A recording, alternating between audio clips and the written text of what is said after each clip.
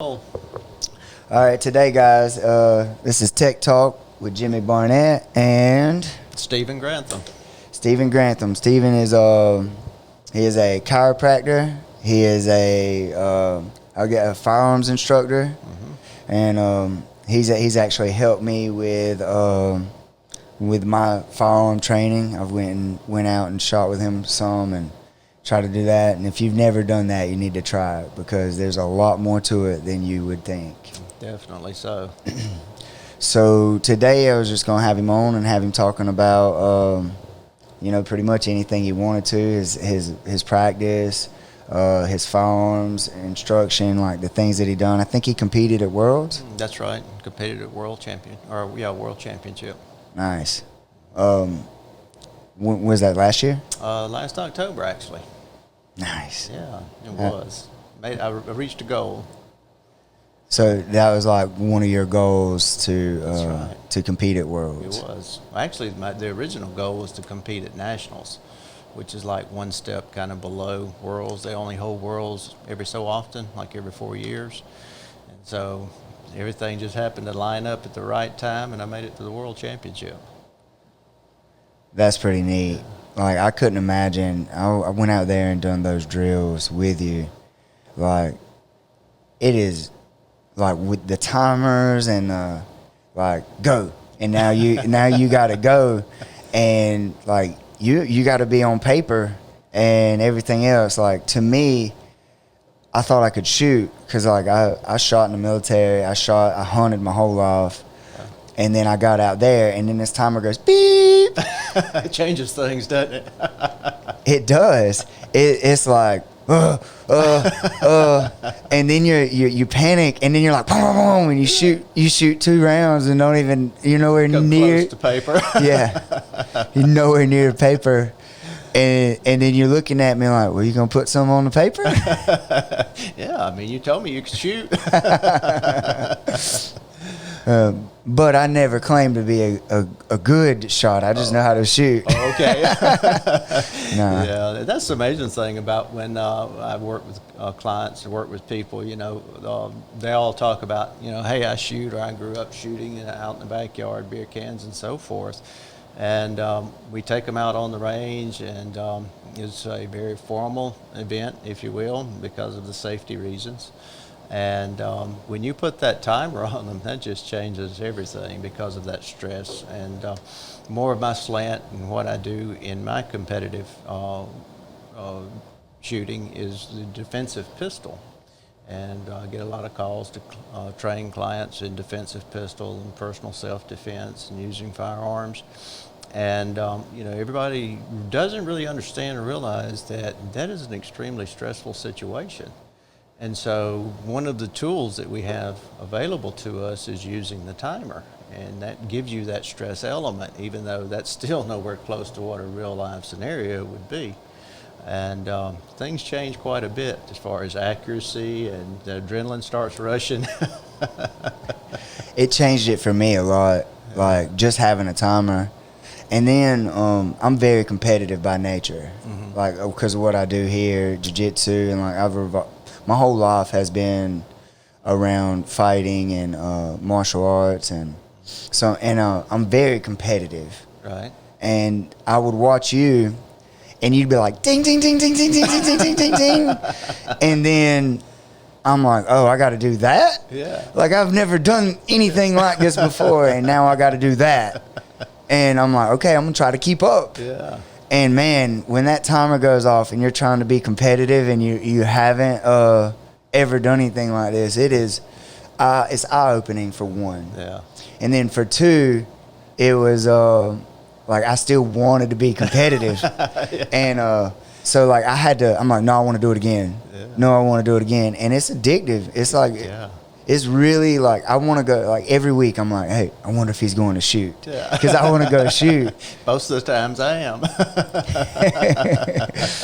But you say, well, really, I mean, if you really stop and think about it, Jimmy, it's not that different than like with the jiu-jitsu you do here. I mean, I have put in thousands of hours in practice and thousands of reps, and kind of give you an idea, last year alone I shot over 9,000 rounds. So that's a lot. Yeah. But as far as it not being really that much different, when I step in here in the gym and get on the mat, which I'm a newbie, and you guys start talking about knee to belly and you rear naked choke, and it's like, okay, what do I do? Where do I go? And you just put in the reps and the time in the martial arts. And so, that's really the only difference. So I got one more thing I wanted to bring up, if that's okay. Sure. You have a channel. What is it called, and what is it about? YouTube channel you're talking about? Yeah. So like you sit, like I watch some of your stuff, and you're talking about shooting for a cause and that type of thing. And Absolutely. Yeah, the name of my channel is zero.down _ Parkinson's. And on my jerseys, that's actually the cause that I shoot for, is Parkinson's disease. And it's, believe it or not, why I actually got into competing. I'm, like you, competitive by nature. And so essentially, at 2018, about 2 years ago, I began to have some trouble and some issues, some physical health issues.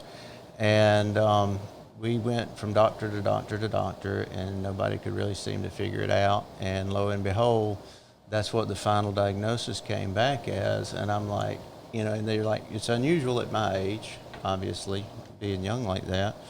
And so at that point in my life, it was kind of like, no, you guys have it all wrong. You don't know what you're talking about. And I already enjoyed shooting, and it was competing was something that I wanted to do.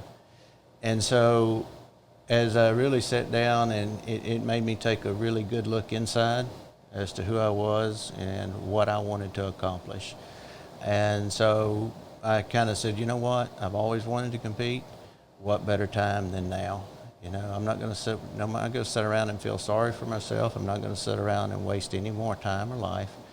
And if I can go out, and when you see me on the field, Parkinson's Foundation was a partial sponsor, and so their logo I always wear on my jersey, and that's why. But the biggest reason was to go out and to show people, even though you have a condition that can affect you physically, there's no reason to quit, or there's no reason to give up.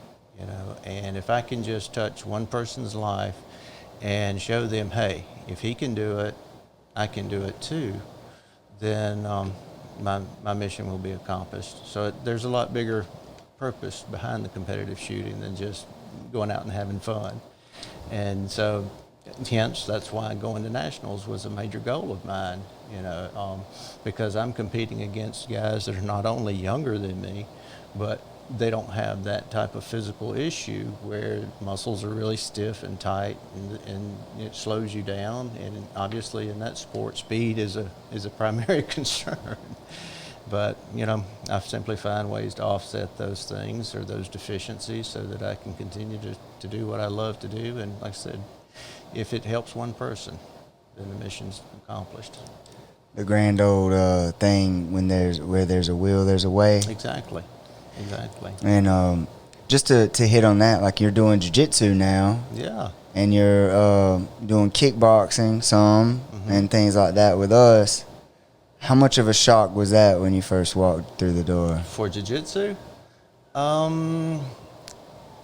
It was a little bit of a surprise because of how different it is. I had done some martial arts in the past when I was much younger. Ambulance going somewhere. Yeah, I hear that. Oh my goodness. Hope everything's okay. I don't even know if the mics picked that up or not, yeah.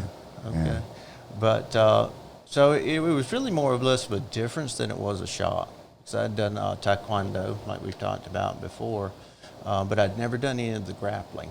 And so that was a huge difference for me. It was kind of like, okay, I'm not sure if I like being or having somebody in my personal space that close,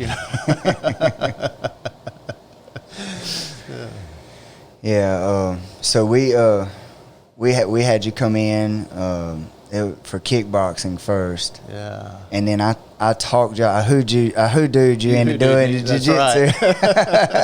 Well, you also had an unfair advantage.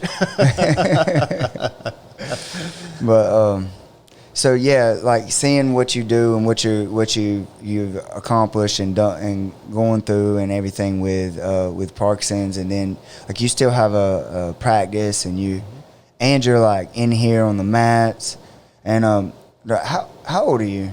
I turned 50 this past May.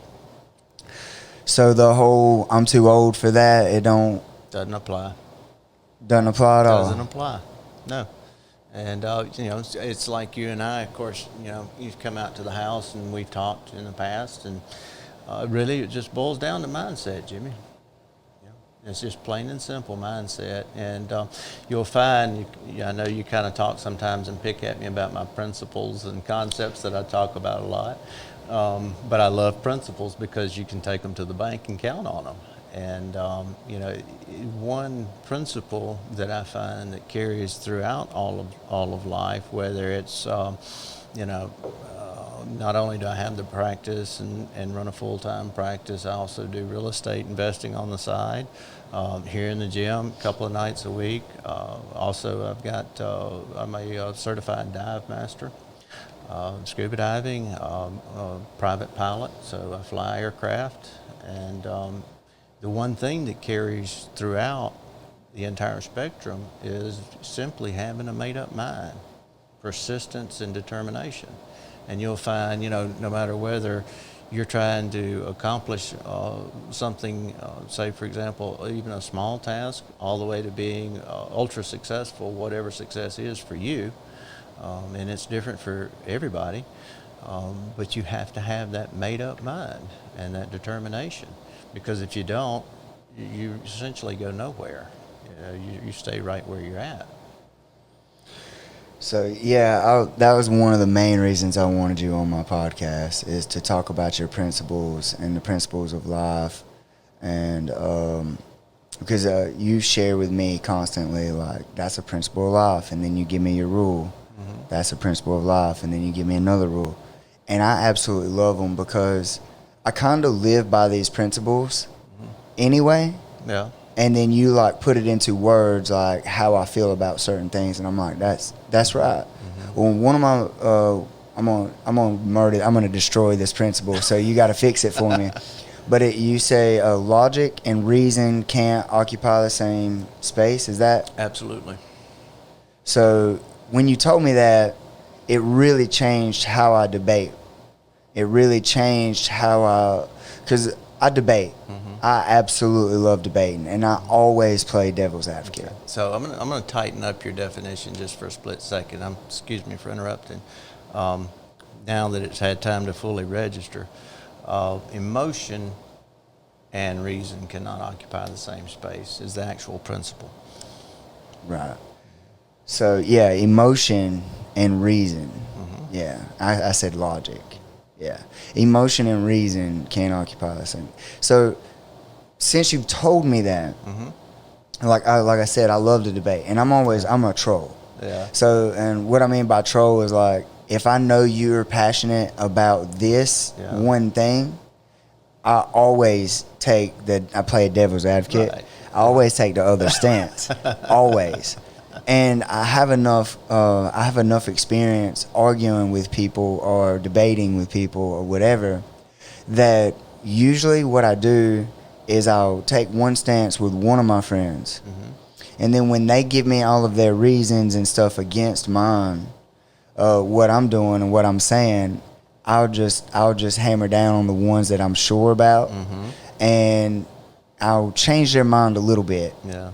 But sometimes it don't work. Right. Well, but then I'll take their same arguments and sharpen them up, and I'll debate with another one of my friends that felt the other way, right. And I take the complete opposite stance. Yeah. And I have friends that think, like, to this day, that I'm the so far left Democrat that like I have no common sense. Jimmy Barnett. And then but then I have other friends that think I'm so far right and so embedded in that I'm fashion, you know, like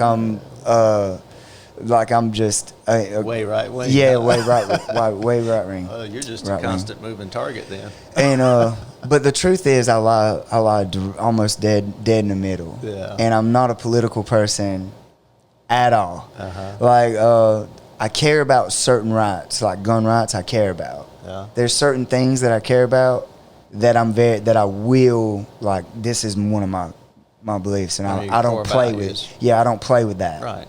But there's other things that I don't care enough about to like really have a hard set in cement feeling, because I'm not educated enough like in that particular subject to have a valid opinion. Does it make sense? It makes perfect sense, you know. And you kind of also touched on a point as well. You know, when one of my mentors always told me, again, he gave me that when emotion and reason can't occupy the same space. But a lot of times people, I find, they really don't know what their core values are. And so they're always straddling the fence, or they're wishy-washy back and forth. And so that's one thing, you know, a lot of times people will come and ask me, okay, I see, you know, what you've done in your life, how you've made it, and, you know, what do you suggest, or where should I start? And that's one of the things that I can't emphasize enough, is that you have your core values solidified. And, you know, there's that line in the sand, I guess you would say, that no matter what happens, this is my core value, and I'm not going to bend it or, you know, play around with it. Exactly. And you know, it makes a huge difference. It does. And there's something that I seen a thing I was actually going to post later for Tech Center. It was a Father's Day thing, and it said name something that your dad taught you that you've carried with you your whole life. And the thing that my dad really drove into me is, you have two things in this world that no one can take from you. There's everything else can be taken, everything. But there's two things that cannot be taken from you. That's your name and your word. You cannot have one without the other. Exactly. And that's one of my core values, is like, if I tell you something, like, you can take it to the bank. And that's the way it should be, you know, because that speaks to character. And unfortunately, we don't see a lot of that in today's society, or we see characters, but characters who lack integrity. And, you know, I think, unfortunately, that's why we have some of the events occurring that are occurring. But character counts. And, you know, if your word's not dependable, or you don't carry through or follow through on your word, then, you know, if you can forget about climbing the ladder or being successful in any area of life. And one of the best definitions that I came across about character was, it's what you do when nobody's looking. That's true character. And so, you know, as far as your ethics and integrity, you know, if you're willing to do it and follow through when nobody's looking or watching you, so to speak, rather than when you're out on the stage of life, you know, it's easy to be ethical or have integrity or to be a stand-up guy when everybody's watching or looking.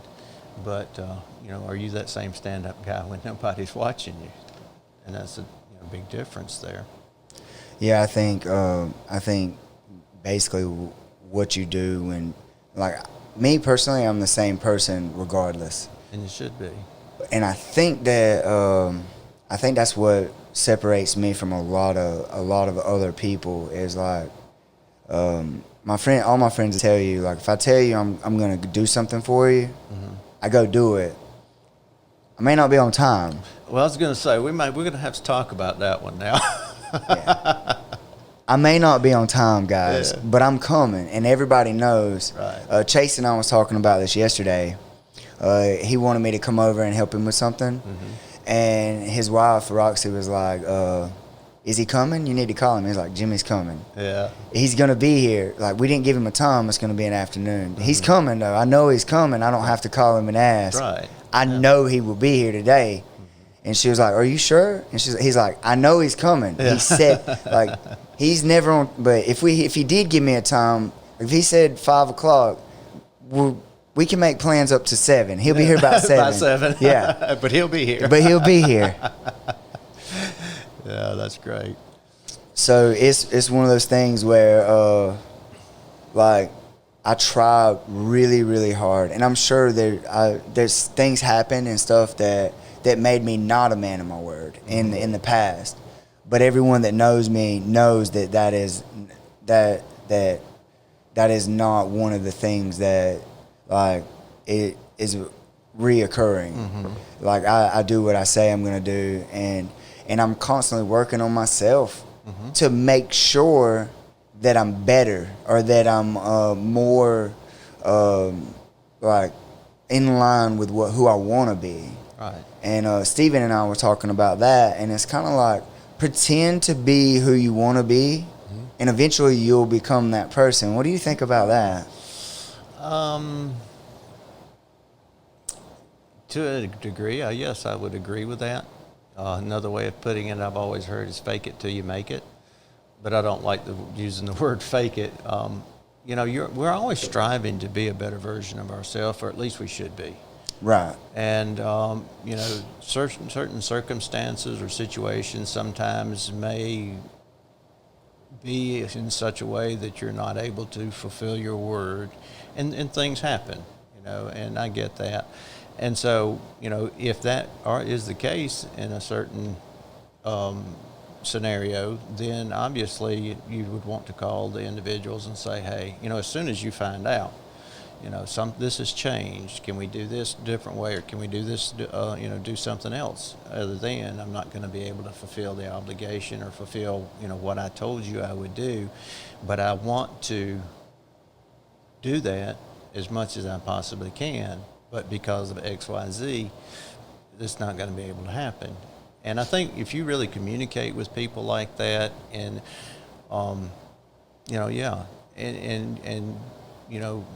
fake it till you make it, obviously as you're working on yourself, how do you get good at jiu-jitsu? How do you get good at shooting? Show up. You show up. You continual practice, putting the time in, putting the reps in. It's no different than in life. And, that's what I love about the principles in shooting and jiu-jitsu. It's all applicable to life and to your success as an individual in life. And again, like I said, success is different for everybody. I'm not talking about going out and making $2 million a year and owning, a 50-foot yacht down in the Caribbean. That's not necessarily success for everybody. Some, sure. But showing up, putting in the time, and you're assimilating that character, and you're learning the traits that are required to go along with that version of you that you want to be. So, I would agree with what Steven said on that point. It's one of those things to me where I see a trait in someone. Mm-hmm. I see something in someone that I'm like, man, I really like that. Mm-hmm. I'm going to start doing that. Mm-hmm. And I had a mentor early on, and he just smiled at people. Mm-hmm. And the first time I met him, I was like, man, that's weird. Yeah. Like, he just looked at me and he smiled. But then I realized I was smiling back. And I realized that because he smiled at me, he changed my mood and made me smile back. And I asked him, I said, what, like, I see what just happened or whatever, but why do you smile at everybody? He said that no matter what kind of day I'm having, my day, he said, you don't know what's going on in my day. Yeah. But I can smile at you and make your day better. And he said, so I choose to smile, and I choose to have a good attitude. And he said, people used to say, oh, no sense in complaining, nobody listen anyway. And he said, it holds truth. He said, but I'll do you one better. He said, instead of complaining or even getting people to talk about what they're feeling bad about, he said, you smile at them.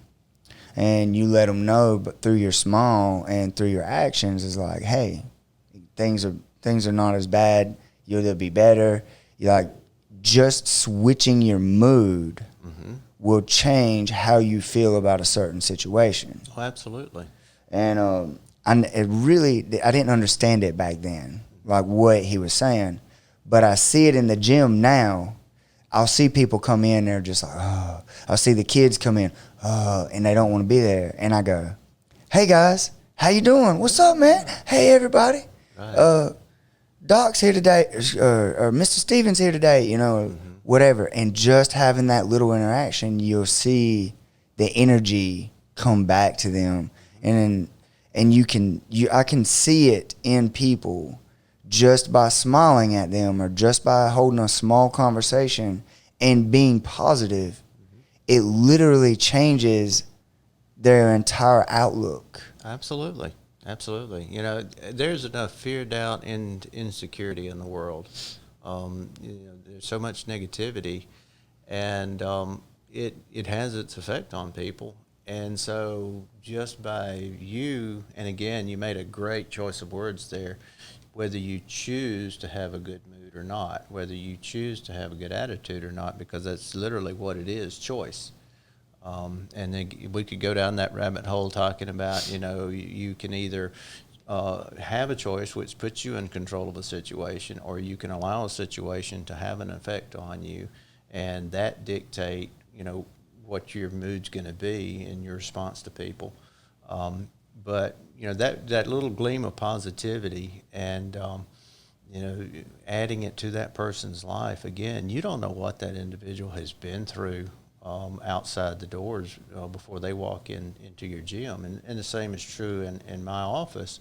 And we talk about this with the staff. And, you never know what that individual's dealing with. And just that smile makes a world of difference in little things, We talk about that as well. Success is found in the details. One thing that we do is before the advance of technology, we used to hand sign birthday cards and send them to patients. And the reason was because, obviously we care about them.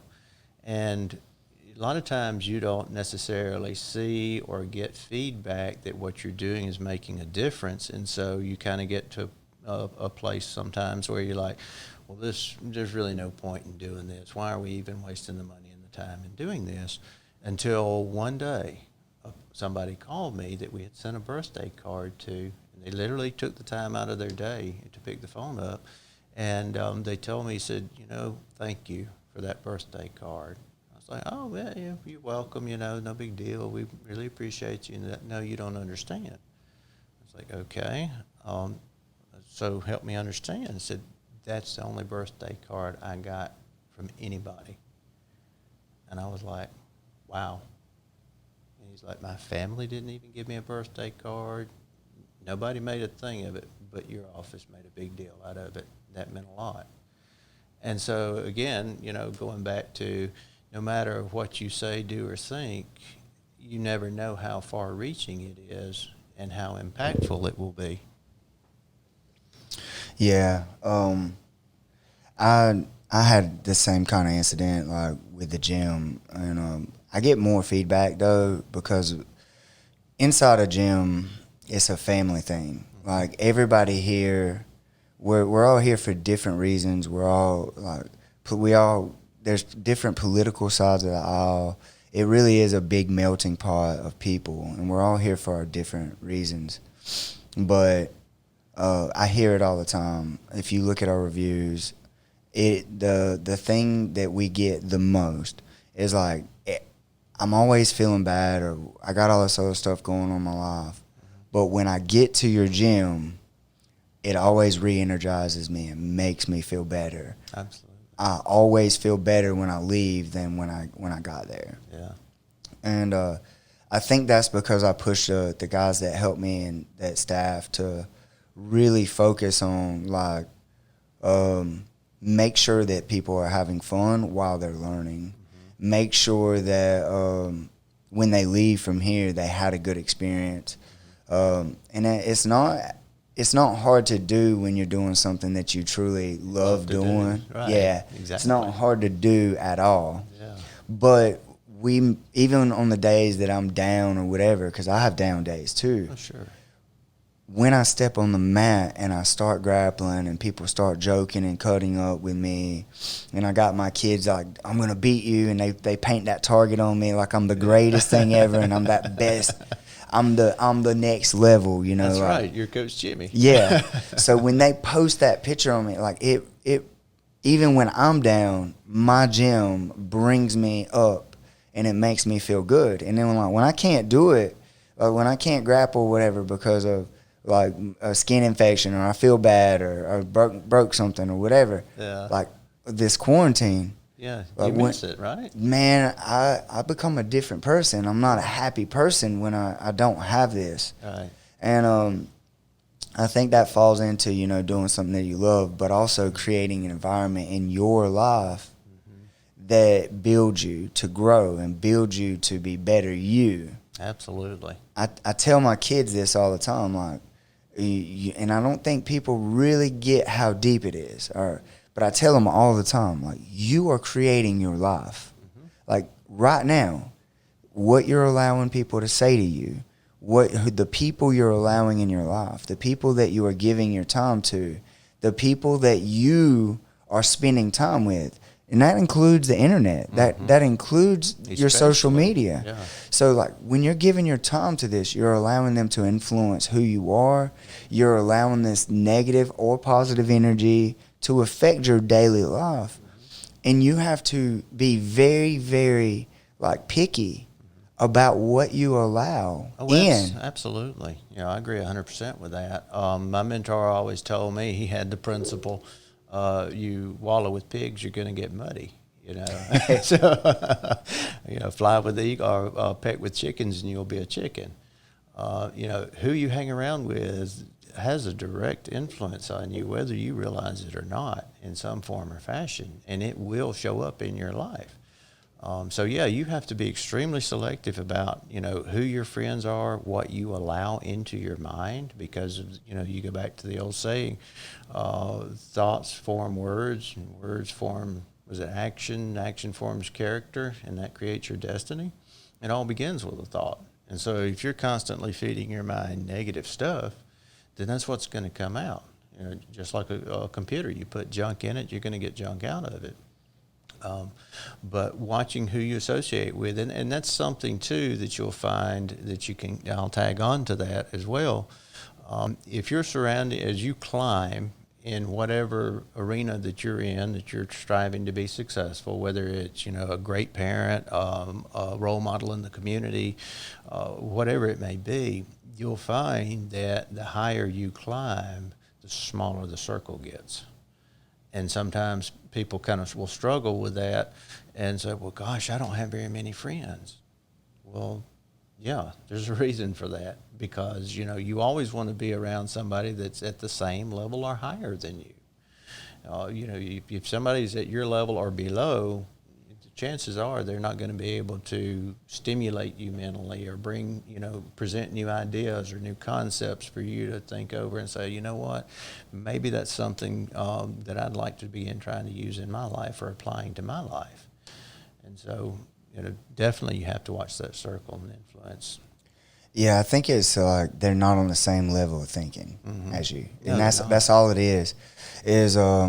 Your earlier friends was your partying, or your, like, we go to school together or whatever, and then you get into your field of choice and you have less in common. You're around each other less because you're not doing the same things. Now you're being influenced by a whole nother thing. And then when you look at it in the world of business, the majority of people don't understand business. This is true. I went through it. I went through that, and then I was like, man, nobody's on my team. Nobody is helping me reach my goal. Nobody's like, everybody was talking about what they wanted to do in their dreams and all these dreams that they wanted to reach, and I'm like, let's reach them.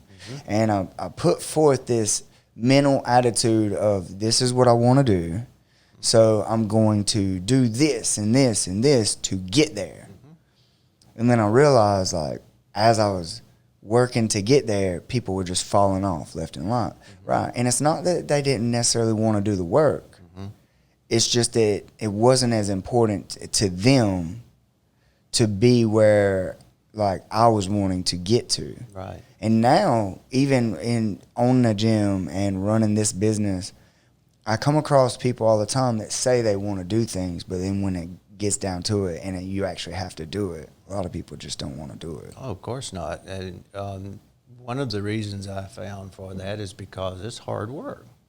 You have to put the time in, regardless. And business is no different. It requires a lot of time, a lot of hard work, and some people just aren't committed to putting in that work that's required to accomplish the goal that you set out. And sometimes you'll find that even people will fall away because of their own insecurities. Oh, well, he's got this or he's doing that, and I'm not quite there yet, so I'll kind of pull back or withdraw.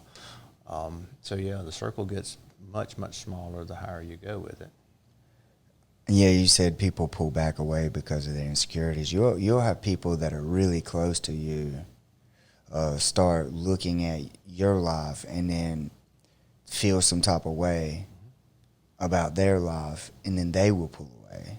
They'll pull away. Yeah, and then some of those people start talking bad about you and what you're doing, and not because of anything you did, right, but because of how they feel about their life and what they had going on in their life. So they have these insecurities, and so they try to start tearing you down, so to speak. And one of my mentors had a great concept for that one. He called it crabs in a bucket.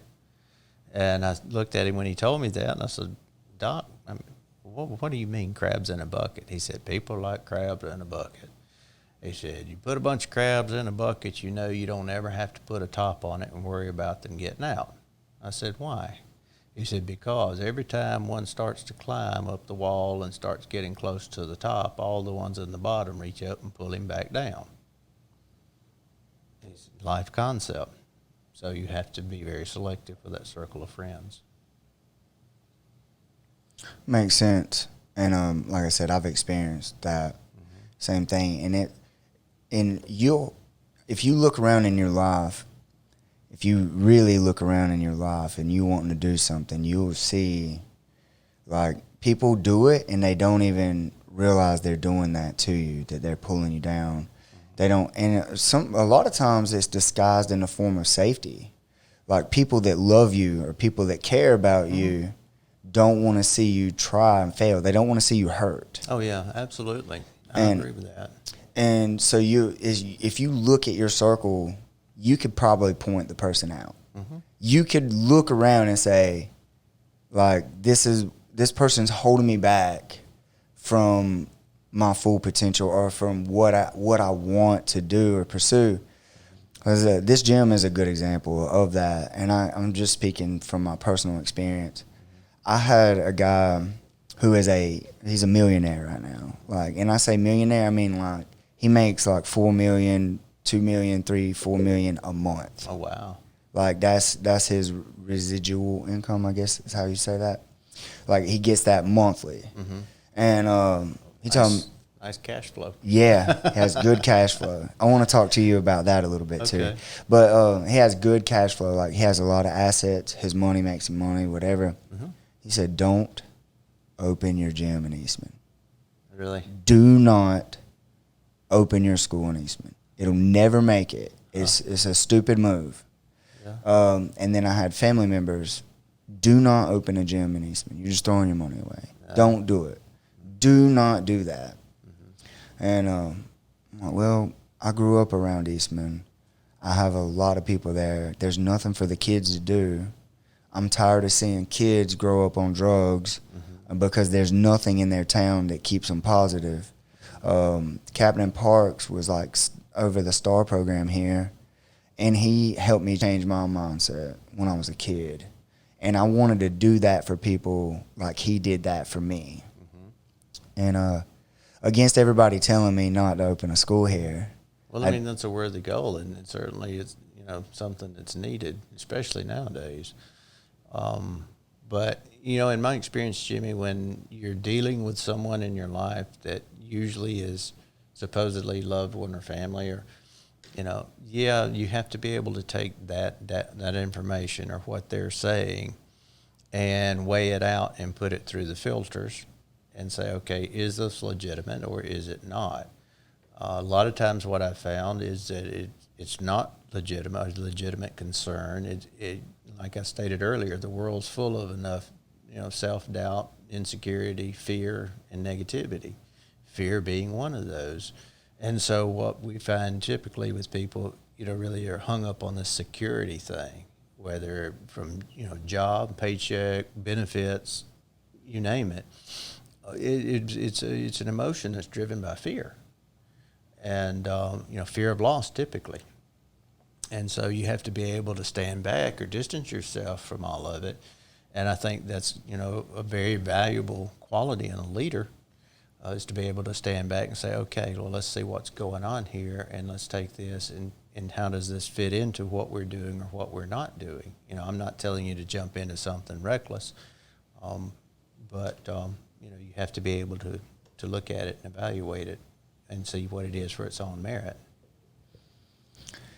Yeah, that makes sense to me. I'm over here messing with the camera. Sorry. Okay. I'm all distracted. Like, we're moving things you're around. trying to make me look prettier. Yeah. Man, it just ain't working. I don't know. If you only got so much to work with. No, I'm just kidding. But, so like me, I did it anyway. Yeah. I knew that there's only 4,700 people populated in Eastman. Mm-hmm. But I made a calculated risk based on Walmart. That sounds silly, don't it? Based on Walmart. It was based on Walmart. Yeah. That's why I chose Eastman. I was like, I could have done it in McRae, and which is okay. It's in the middle too, but this is like middle of everywhere for jiu-jitsu. Period. Oh, really? Yeah. So you go 3 hours. You go to Jacksonville tournaments. You go 3 hours north, Atlanta. Tournaments. That's it. Yeah. Jacksonville or Atlanta. Wow. You'll have the Rush Cup in Macon every now and then, but that's only happened recent years. So we're 3 hours away from all the tournaments. Well, there is right here, there is a dead spot for jiu-jitsu. If I would have done it in Douglas, first, you're 30 minutes away from a jiu-jitsu school. You're an hour away from a jiu-jitsu school. If you wanted to be in Eastman, Georgia, and do jiu-jitsu, you had hour and 30-minute drive. One way. One way. If you wanted to do jiu-jitsu in Eastman. Wow. And then I was looking, I was like, well, we need a jiu-jitsu in this circle of area. And I was like, Eastman, because it has the only Walmart. Yeah. It's actually not crazy. McRae don't have a Walmart. Right. Ryan don't have a Walmart. Milan don't have a Walmart. Like, it's the only one. Like, for all those areas, if you live in Scotland and you want to go to Walmart, you're coming to Eastman. Right. Like, so I looked at that and I was we have a Scotland in Georgia? Yeah. Oh, cool. I was thinking UK. Nah, yeah. It's a long way to go from Walmart. If you're coming from the UK and you're going to Walmart, stop by Eastman and train. No, there's a Scotland on the other side of McRae. Oh, okay. And you're probably close to closer to Baxley and Hazelhurst, Walmart. I see. Maybe. It depends on which side of Scotland you're on. Okay. Whether you come to our Walmart or their Walmart. I gotcha. But that was my point. Yeah. And I was like, no, there's people driving to Eastman. And I said, well, I'll put a school there. Now I literally own one of the most successful mixed martial arts schools around. And I truly feel that way. Like it's one of the most successful. And I'm sure a lot of guys in the industry would agree. That's awesome, man. Like what we're doing here is amazing because it's our kids program. Like we invest in a lot of our kids. We just graduated like 11 kids from our kids program to our adult program. Oh, wow. That's why our adult program got so big. We kept them all the way from like 10, 11, 12 years old, and now they're 16 and 17. Awesome. And here we are. This is our 6th year, and we're moving them into the adult program, and it was really cool. It is cool, man. Yeah, I noticed there was like a big generational difference when I came in. You know, Yeah. It's like you got the really young guys, and then you got the really old guys. Yeah. So like our adult program, it's always been like I would call it my program subpar. Yeah. Not because of the training, but not a lot of people in the older generation know what jiu-jitsu is or cared about it, cared enough to change their lifestyle to start doing it. But I started a movement here. Like, there's kids now that grew up doing this. Yeah, that's awesome. And now they're a part of our adult program. I actually have one kid, two. I have 2 kids right now that will be instructors at my school. How about that? That there's no ifs, ands, or buts about it. If they stick around, they will be paid instructors at my school. And I know that because they're so good at jiu-jitsu. Well, you know, I really wish one of the things that I would like to see are more adults actually getting into it. You know, but like you said, they for some reason, whatever reason, they don't. Of course, again, that kind of ties back to excuses. Too old, time. You know, what are you committed to? What's priority? And kind of tagging back on to being a pistol instructor and teaching a lot of defense pistol work. That's one of the things that I actually encourage all of my students to do is to go, if it's not here with you at this gym, go somewhere and get some form of training, because the fight's not always going to be where you can use a firearm. And statistically speaking, more oftentimes than not, it's actually going to be more of a hand-to-hand type scenario. And so, you know, I want my people prepared as best as they can possibly be prepared. And but yeah, so I'd like to see more adults actually taking these classes. I do too, because martial arts changed my life a lot. And speaking of principles and stuff, you know, and you saying pretend it or fake it till you make it, or pretend to be the person you want to be, and eventually you become that person. If you do it long enough, you create habits around core values. And martial arts really done that for me. I couldn't keep a regular job because I get bored real easy. Like, once I figure something out, I want to move on to something else. Like, I figure it out, and I'm like, okay, I can do this. And now I want something more challenging. Oh, so you're a perpetual tinkerer. I don't know. I don't know. But yeah, I'm a jack of all trades, master of none, or whatever. Yeah. But the funny thing is I'm a perfectionist. So I have to do things the right way. And it's not always a good thing. I went and helped Steven yesterday, and like, he went to put his wall pad up, and he had stuck the 3M tape a little too high, and then he peeled it off the wall. What did it do to the wall? It pulled the paint. It pulled the paint, and the sheetrock paper. It tore deep. Oh man! Because this is like that 3M. It's staying Super there. duper 3M. Yeah, it's staying. And he called me. He was like, "Hey man, I want to just kind of pull this down and like make it look okay and put it back. Can you help me?" I was like, "Yeah." I got there, and I looked at it, and I was like, "Okay, it's gonna take about like today and tomorrow." Like, so we will. So a 30-minute job turned into 2 days. Yeah. Well, I told him, I was like, I told him that because I didn't want to overpromise. Okay. But I ended up like taking everything down, moving his mats back, and like mudding the wall. Oh wow. And then like sanding and mudding again, and then painting.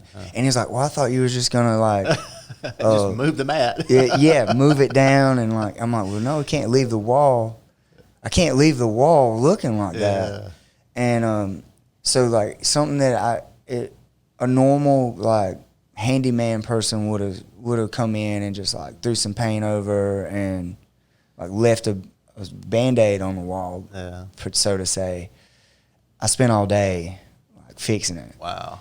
And then, but that's what I was saying is like, I'm not a sheetrock guy. Yeah. I don't know how to do that. But when I do something, I try to do it the way the professional would do it. That's actually like, you see these cameras and stuff. I don't know how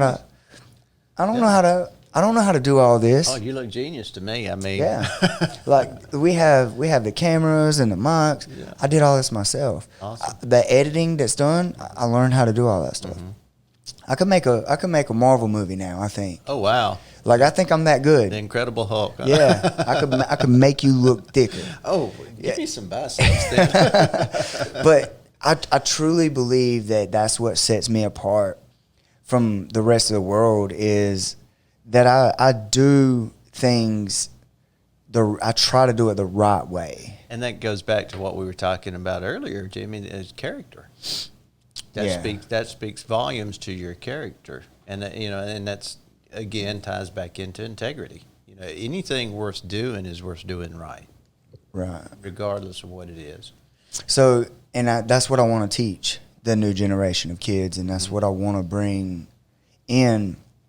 And I think that because of martial arts, it has disciplined me to be a more reliable, better person all around. Because like I said, I job hopped. I would get bored, and then I'm like, I can't do this anymore. I'm not happy.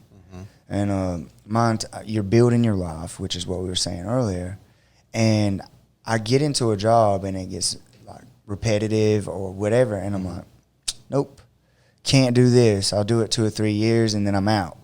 And then I'll try something different, and I'll do it 2 or 3 years. I've been doing this at this school for 6 years. Oh, wow. And I've been doing Brazilian Jiu-Jitsu for 19 years. Oh, my gosh. Yeah. And I still learn stuff. And every role is different. Like, every day on the mat is different. And it gave me purpose. It's how I help people. And I spoke with Steven about that. And that's what I love about it. And I want everybody to understand that we're not in here beating each other up. No.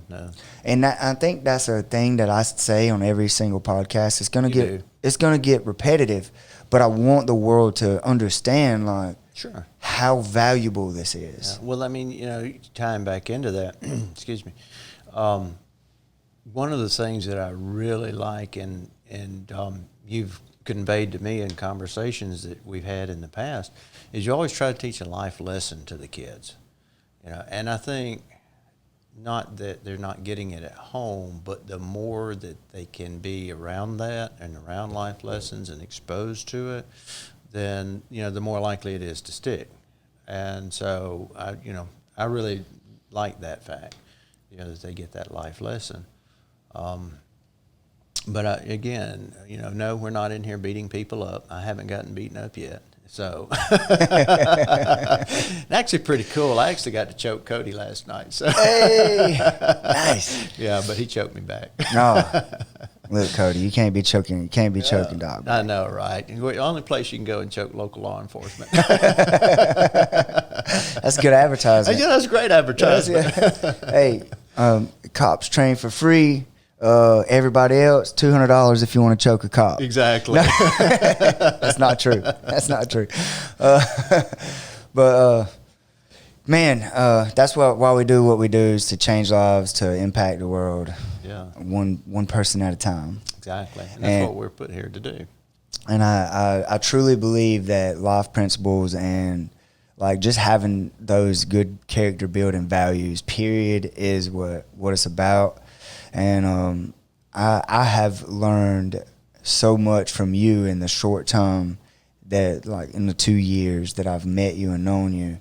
I've learned so much, and I actually look up to you as a business owner and a role model.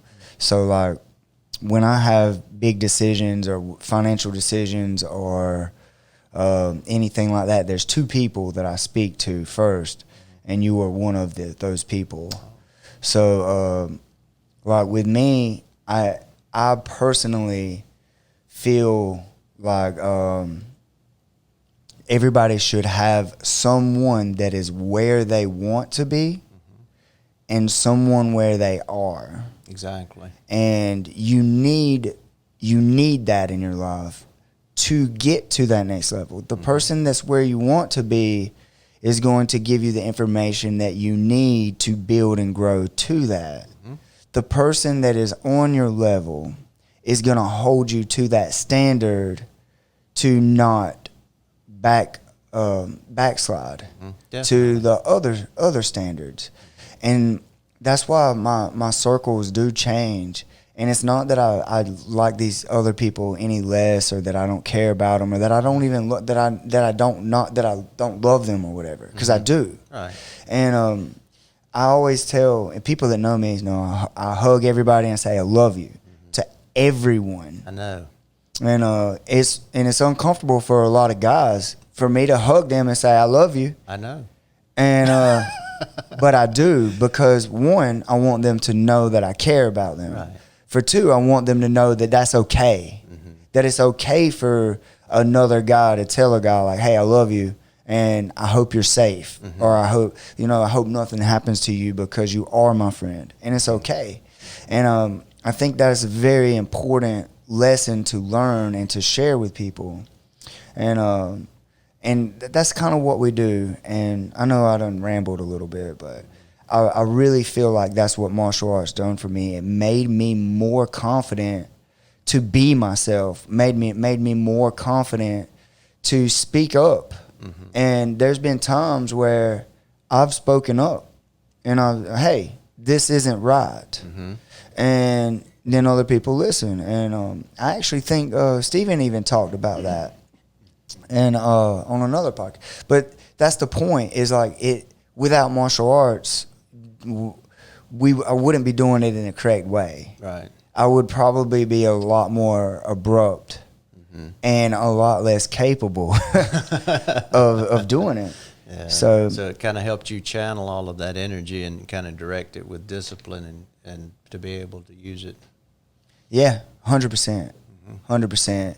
So let's backtrack a little bit. You shoot and you do an instructor's course. What are you trying to build right now or do as far as those avenues go?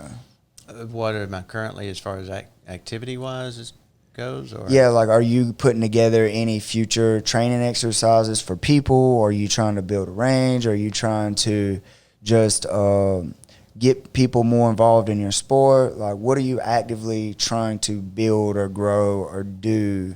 Or are you? I don't even know if you are. I know I don't want you to stop taking me with you. Depends on who buys the ammo. I'm kidding. That's a great question, Jimmy. I honestly haven't given it a whole lot of thought, and that kind of is a whole nother thing by itself.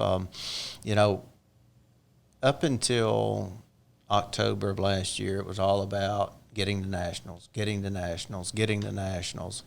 and putting in the time, putting in the reps, and getting the job done so that I could actually achieve that goal.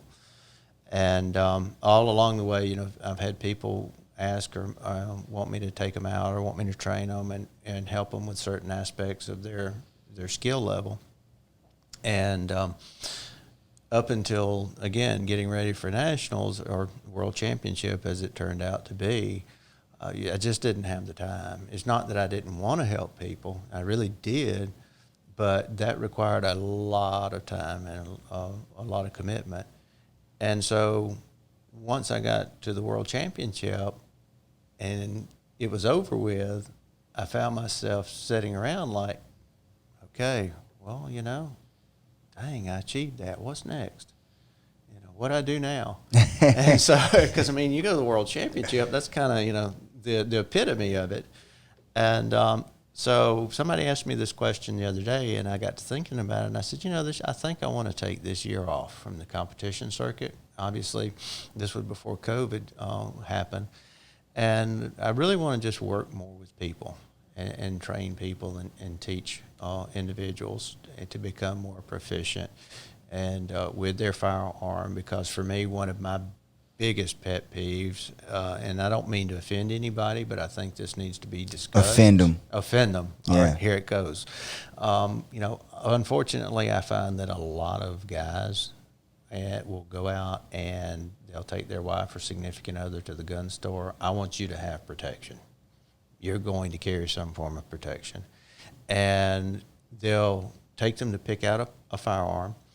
And usually the way it goes is this. The guy wants her to carry a .44 Magnum, which is like a really big, dirty, hairy kind of gun. Yeah, exactly. A Joker on Batman, you're drawing it out forever. Yeah. But, he wants her to carry something like that. She doesn't want anything that big or that heavy because of in the weight in the pocketbook, but she wants it's got to look pretty. So it's got to be pink or purple. And it might have pearl grips on it or whatnot. And he'll take her out in the backyard, and they'll shoot maybe a box of ammo, 50 rounds, and he says, okay, here, put it in your hand, put it in your purse, and start carrying it. And that's just not safe. It's a liability. And in my opinion, in my eyes, it is. For one, like we talked about and you've experienced, when the timer goes off, it all goes out the window. And again, that's why we train so much, so often, is to build that muscle memory. So when the timer does go off, it's something that you're not thinking about. You act automatically. You don't react, but you act. And that's a very, very good distinction. Exactly. You don't react, you act. You have to be first. We do that in martial arts. Absolutely. You have to be first. Yeah, and that's what I love about the martial arts. There's so many parallels between it and shooting. And so I find a lot of ladies that will, or their husbands usually is how they wind up with me to help them. The husband will contact me and say, my wife needs some help. She don't want to, I have trouble teaching her. We kind of butt heads when it comes time to train. And understandable. Yeah, understandable. I mean, she doesn't have to listen to you. She only just lives with you, right? And so, we'll get out on the range, and I'll say, okay, well, let's do this and do this and do this, and I get this look of, okay. And so, yeah, we have to start from square one, and the not the hard part about it, but one of the things that I find is I have to break a lot of bad habits, or not break, maybe a bad, poor choice of words, but retrain, reteach. And so that's why I really want to start spending more time working with individuals, it's simply for that fact. That you, just because you can go out and legally own a firearm, and just because you went out in the backyard and you shot at a Coca-Cola can or a Coke bottle, sitting on the dishwasher, 40 or 50 rounds, that doesn't mean you're proficient. And in all likelihood, that's a pretty good chance that you're going to get somebody hurt, if not yourself and somebody else, when I won't say opportunity, the situation presents itself, where you have to use it or you get backed into a corner. Hopefully you never get backed into that corner. And again, that's why I always tell them, hey, go train jiu-jitsu, go train some type of martial arts, because you need that extra level of defense and possessing that ability. And, finding out that while the event's happening that, oh, well, I wish I'd have trained, that's too late, if you survive the event. And so, yeah, this year I think I'm spending more with working with individuals. As far as the range, I've got some land that we have acquired. We're trying to figure out what to do with it. Still got some issues going on to get squared away with that. But, yeah, definitely I'd love to have a personal range. And the reason for that is because when I do train, especially more in the advanced classes, we train shooting on the move. And that's probably one thing you noticed. We don't shoot static, standing still. It takes very little effort to be a bullseye shooter, which is the static type shooting, but we're always on the move. And that's a whole different That's what I animal. did when we went out there. And I was like, oh, yeah. Everything I always done is like, shoot this target and you get to go. Look at fine-tuning your shoot, right? Yeah. But then it's like, okay, shoot this target while you're running over here. Absolutely. Wait. Yeah, and do it in 5 seconds or less. Yeah. And beat this time because I just did it in 3. That's right. But my times are never that good. lies. I went out there with him, and this man, he's like, yeah, man, that sucked. He grouped them like that, and we're doing this like step forward 2, step to the right, step back, step forward, and all his shots are like this far apart. Yeah. Mine were like bang, bang, bang, bang, bang, and I was like, I hit the guy. You hit the guy. That's all that matters. As a matter of fact, I think you hit a non-threat too, didn't you? Yeah. I shot him on purpose. Oh, okay. Yeah. I was trying to do the movie thing where you shoot through the I see. Yeah. Just remind me to stand behind you. Just kidding. Actually, I don't think I did that bad. No, I didn't do that bad. You didn't do But that bad. I think there's a lot worse. Oh, absolutely. I've seen a lot different. I think that's something I'm going to incorporate within this next year. Is I'm going to start once I get this place back squared away from COVID. I'm going to invest and start really trying to get more efficient with that. Which brings me to, I always ask one question every time with my guest. Have you been in a fight? Have you been in a fight? See, I watched the podcast. And that's good. Yeah. Have you been in a fight? Uh-huh. And what's your most memorable fight, if you have been in a fight?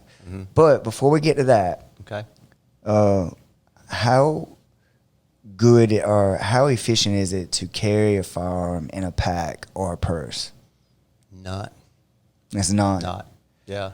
So if somebody was going to carry and they didn't want to have it on their person like me, I'm always in gym clothes. So I have a pack that I carry. What would be the drawbacks to carrying that? And I'm not asking this question for myself because I want people to kind of get an idea. I know the answer.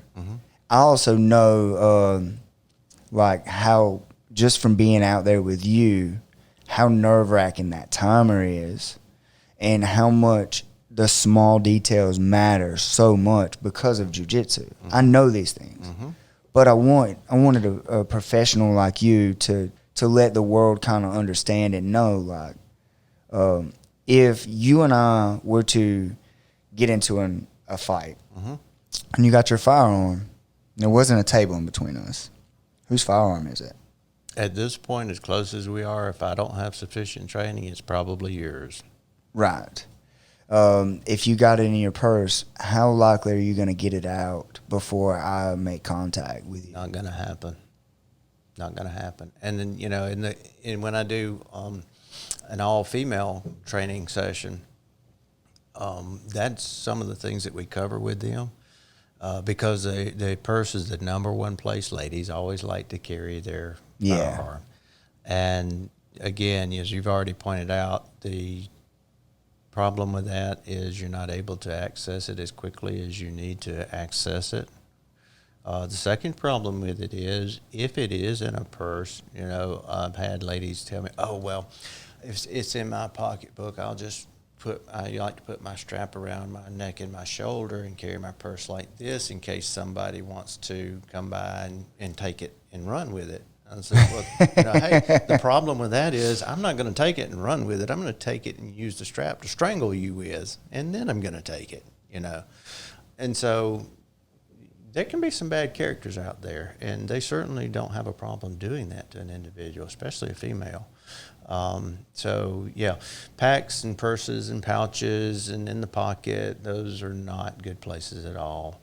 And as a matter of fact, a lot of times guys will tell me, well, I like to carry on the small of the back. Real lesson, don't do it. I've had the opportunity to train with Delta team guys and SEAL team guys, which are like the elite operators from our military. And we were having this discussion one day. And I told him, I said, yeah, well, you know, sometimes I carry in the small of the back or, you know, 3 o'clock on the hip on the side here. He's like, oh, really? I was like, yeah. I mean, what's the deal with that? Why not? And he said, okay. He said, go ahead and lock and load. So I put it in the holster. Of course, it wasn't loaded. And he come up behind me before I even knew it, and he arm locked me. Just bear hugged me from behind, absolutely. And, here I am. I'm still wondering what in the world this fool's doing. And before I can even get completed with that thought, he's already drawn my firearm and has it in my ribs. And so small of the back is not a great place to be carrying. Same thing for 3 o'clock position. And, the guys on SEAL and Delta tell me, hey, if you're going to carry, you need to be carrying in a Kydex holster and an appendix carry, which is, like right here at about 1 o'clock area. And a lot of times clients or students will say, well, I'm scared that the gun's going to go off or I'm going to shoot myself. And, well, that's why you have it in a Kydex holster, because it has that hard shell to it to protect it and to help prevent that. But, yeah, as far as anywhere else but there, I wouldn't advise it or suggest it. So you could grab somebody, like in a bear hug position, try to reach. No, don't even worry about them taking your weapon. Just try to reach down. Just try to reach down, yeah. Yeah, just try to reach down and try to get to it. It's nearly impossible. Exactly, if not impossible, especially at 3 o'clock or in the small of the back. Well, I mean, there's a way to like backstep and throw them over your shoulder or something. If they're Coach Jimmy, there is, with all this training. Step in, hug their hip or something, like wiggle down or something. Maybe not. Maybe I'm just too little and they're just way too skilled getting their hips away. That's or whatever. Right. You have to be over 150 pounds. You got to be over 150. I'm getting there. Getting there? I woke up. I'm proud of this. Yeah. Proud of this. I woke up at 149.8. All right. You're right there then.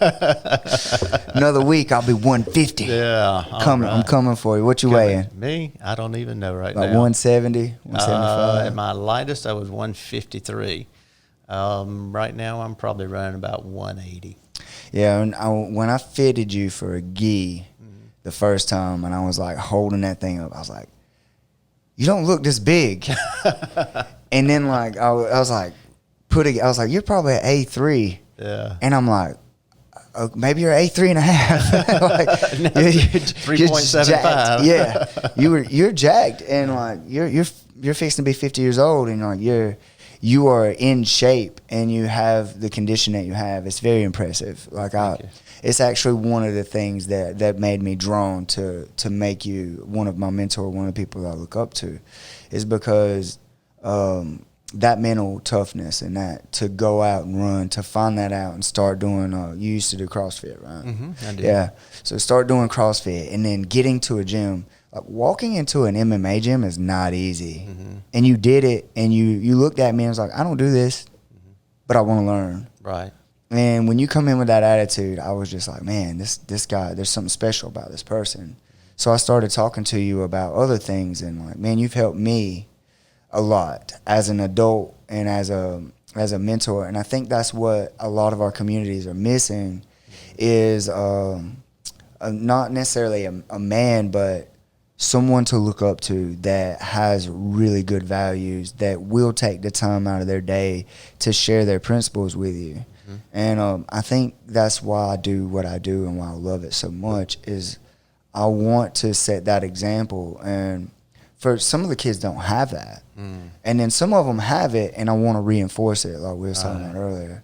So, but you've done that for me, and I wanted you to know that. Like, I know I've told you that before, but now the world knows. Now the world knows. Oh, yeah. wow, now I feel all warm and fuzzy inside. You should.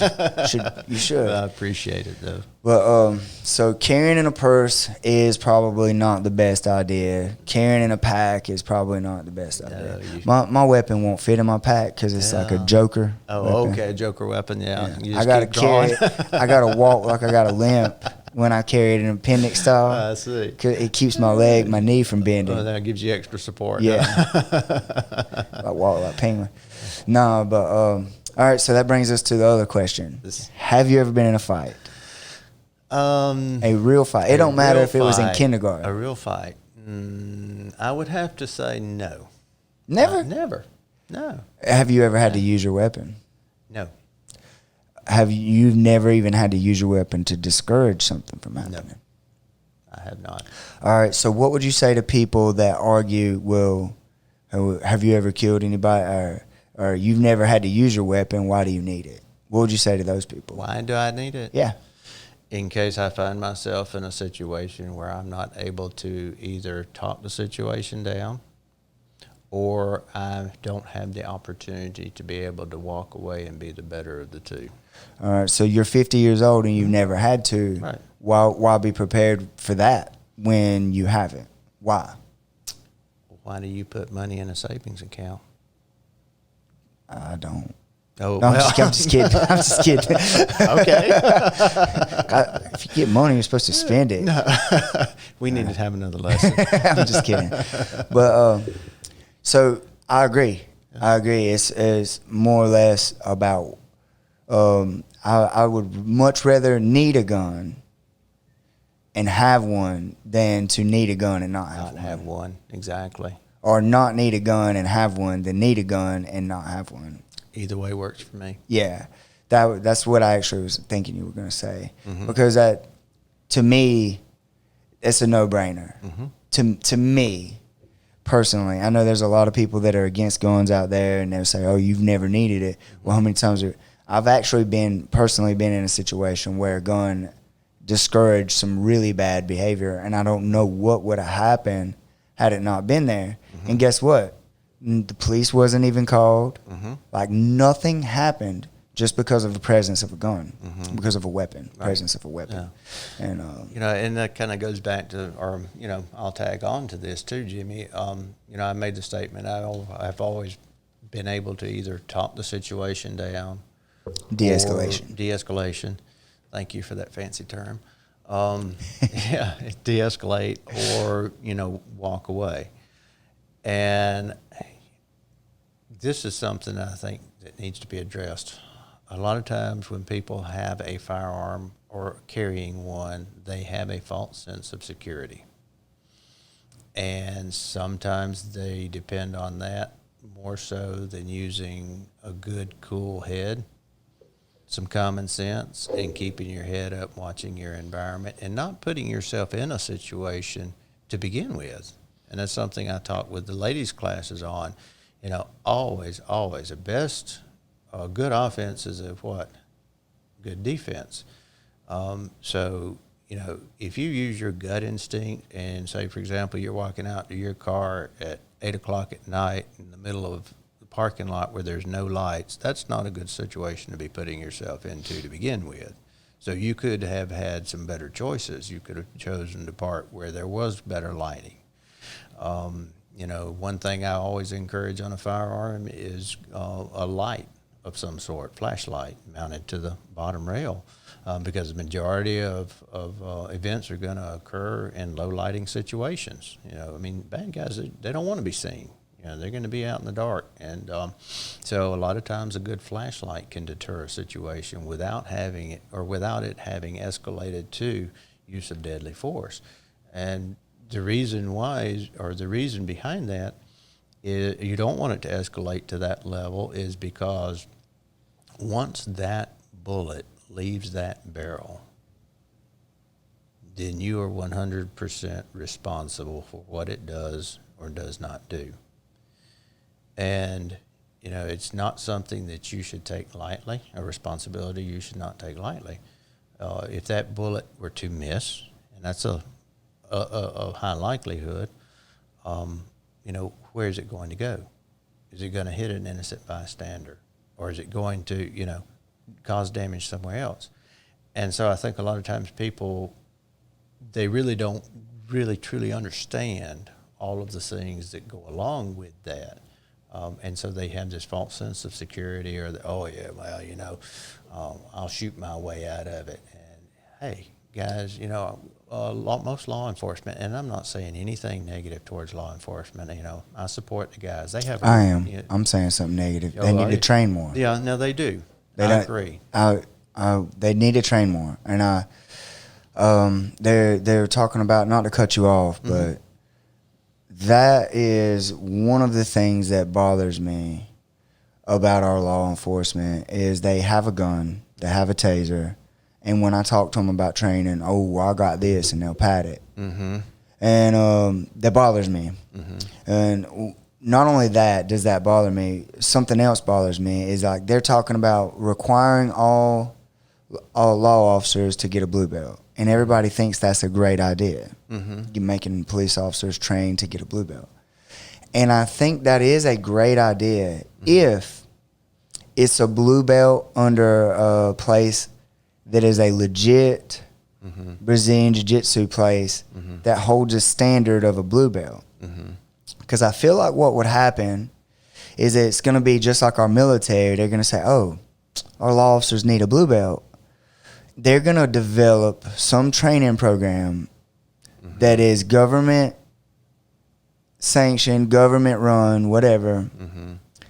And then they're going to give McDojo blue belts to say, oh, I got a blue belt. Right. And they're going to teach some backwards ass rear naked choke, some backward ass arm bar triangle, some that's the way I'm doing. knee to belly, some knee to belly thing. It's going to be backwards. And then there's just you're going to have blue belts everywhere. Right. And I don't like that idea at all.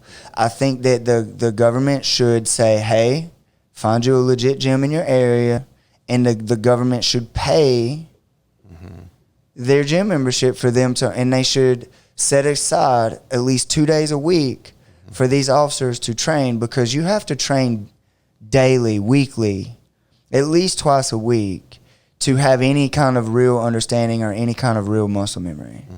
Anything less than regular, at least once a week, anything less than that, you're not doing anything. You're actually creating. That's why you've never seen me do a self-defense seminar. Never. No one's ever seen me do it, and it's because I don't want to teach a self-defense seminar because I teach you this move to get somebody off your back, or I teach you this move to get out of a guillotine choke, or whatever. Now you have this false sense of confidence in escaping or acting in a manner when your normal reaction would be better, which would normally be like run. Or create distance or whatever. Now you're like, oh, I did that self-defense class this one time, and now I'm ready to go. I'm gonna bang on your head or whatever. Game over, punk. And then you end up getting seriously hurt because you did not train that or have a good enough time in or muscle memory to be effective. That's why you won't ever hear me do a self-defense seminar. And I think that with the police, I think that just requiring them to have a blue belt is stupid, because they're going to come up with some program that is like a month or 2 weeks out of the year that certifies you as a blue belt, and now you're a blue belt, but you're not really a freaking blue belt. And it's going to minimize what we're doing. And that's a very valid point that you have, Jimmy, and I agree with you on that. And when you were saying that, and you get to your point, there were two words that came to my mind, and we see and hear it throughout, especially in the firearms industry and law enforcement, minimum standards. And so when you're talking about the blue belt requirement, or be it, having that type of training, them designing or developing some type of program, I can see where it would be some type of hybrid program that they would design or develop, and that's all it would be, is to meet a minimum standard. Right. And, in my experience, there's no such thing as a minimum standard in life. You have to be prepared, you have to be ready regardless, because, the situation or scenario is not always going to be minimum standard. No. It rarely is, in my experience. So, yeah, I agree with you 100%. They need that extra training. So, yeah, I'm sorry. I didn't mean to cut you off and go on a little rant there, but it really upsets me when you have police officers that, dude, we don't have maybe 1 or 2 police officers that could come in here and roll longer than 3 minutes. Like, in 3 minutes, I'm giving them 2.5. That's a long roll. Yeah, it is. I'm giving, like, Cody comes in here. He's the only one. Oh, wow. I've offered it to all the police officers. I've went over there. I talked to them. I've tried to help or discount it and stuff. I've offered. We offered like a whole month for free. Like we've done things. Cody's the only one that came and stuck with it. And he'll tell you like it scared him. Oh yeah. He said that he was very confident in his ability to do his job before he come to the school. And he was like, now he's scared to do his job because he said that if he run across like one of our blue belts out there, he said there's nothing that he could do to that person other than shoot them to get them to stop resisting. Absolutely. If they wanted to. Yeah, he and I had this same conversation last night after we choked each other. But that's what I'm talking about. And then I had a GBI officer come in. He said this same exact thing. He actually did not stick with it because he don't work in the field anymore, and it wasn't as important to him because he's more of an investigative type now.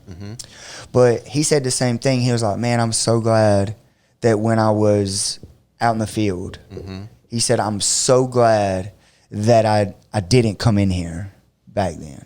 Oh, wow. He said, because I carried this persona and this mindset that I was coming home to my family. And that he said that I knew how to handle myself. He said, and then I got in here after the fact where I was already investigating and stuff. And he said, I did this. And I went home and I sat there and he said, I was terrified. Like I couldn't believe at how unable to protect myself that I really am. He said that if he would have come in here back then, he wouldn't be fixing to retire. Oh my gosh. He would have quit. Yeah. He said that that's how eye-opening it was to him of how ineffective he would have been in a real world situation. He said, and he went in and handcuffed people, and he realizes now that a lot of people are just trying to get away. They're not trying to fight. And because people are trying to get away, they're not actually trying to hurt him. They're just trying to get away. And it makes somebody a lot. He said, but if they had turned on me and had any type of training at all, he said, I could have been hurt really bad. Yeah, no doubt about it. I guess that's one of those things where ignorance is bliss. Yeah. You know? And that was the exact words that he used was, man, like I had no idea. Ignorance is bliss. He was like, I wouldn't have made it this far. Right. Yeah. So I know, I mean, like rolling with some of you guys, especially you. I mean, what's the term? Wet blanket. It's like trying to get you off, even though you're 149.8 pounds right now. Right now, you know, a couple times we've rolled, it was like, oh my God, this is exhausting. Yeah. and you were just simply rolling and reacting to what I was doing, which.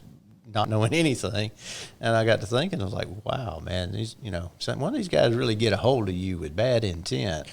Yeah, if a jiu-jitsu black belt grabbed someone that he was mad at or had bad intentions, it would not be good. It'd be ugly. Especially one that also trains in striking and other types of martial arts. Like I started in striking, and I did striking since I was 6. And then I made the transition at like 18 to Brazilian Jiu-Jitsu and wrestling. And I did both for a long time. And you take somebody that, it's like whatever it is that you do, whatever your job is, and you do it every day. And then somebody who's never done your job, never done whatever it is you do, and then they're like, oh, I can do that. Right. And then they try to do it and they look stupid, or they're slow and they're clunky with their hands, or they just can't do it as efficient as you, and there's no comparison. It's like playing video games with a kid that all he's done for the last 8 hours a day for the last 2 years is play this one video game. And you're like, I'm going to beat this kid at this video game. I'm fixing to play this video game against this kid. Yeah. And the kid destroys you. That's what fighting is like. Yeah. You take somebody that's been training every day and then pick a fight with that person, you've had a bad day. I think your term was mollywopped. Mollywopped. Yeah, they will mollywop your ass. Like that is and it's true though. Yeah. And it's like challenging LeBron James to a game of one-on-one in basketball. Yeah, you know how that's going to turn out. The only way you're going to win that's if he lets you. Yeah. And that's the point. Is you got people in the world that trained since they were little now doing exactly what I do now, since they were little kids. And God forbid somebody piss that person off one day. That like, would be pretty. Yeah, to like upset that person to where they're like, I'm going to cause this other person bodily harm. Because luckily we still teach a lot of traditional respect, integrity, you walk away first. We teach that. But if you push that person to use what they know and they don't have any like holdback, yeah, I don't know how you would say that, like any they're like, you know what? I don't like this person, and I'm fixing to dismember them. That person is fixing to get dismembered. Yeah, that's all it is to it. But, you know, and that's kind of like, and you're talking about, you know, that self-discipline to hold back.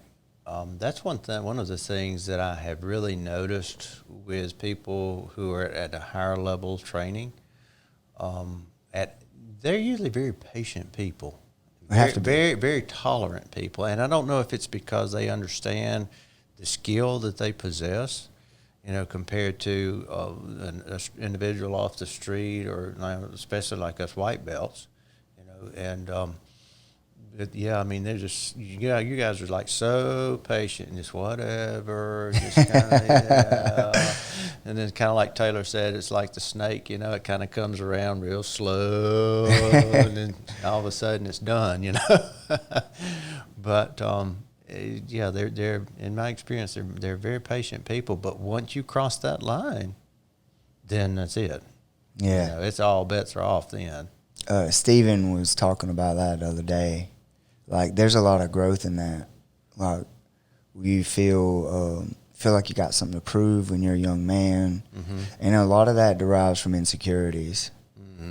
And you overcompensate. And that's actually why a lot of fights happen these days with other people is they're insecure about something in some form or fashion. And it develops into an altercation that could have been completely avoided. And I love hearing this, and I know people say it to Steven all the time, but you're not what I expected.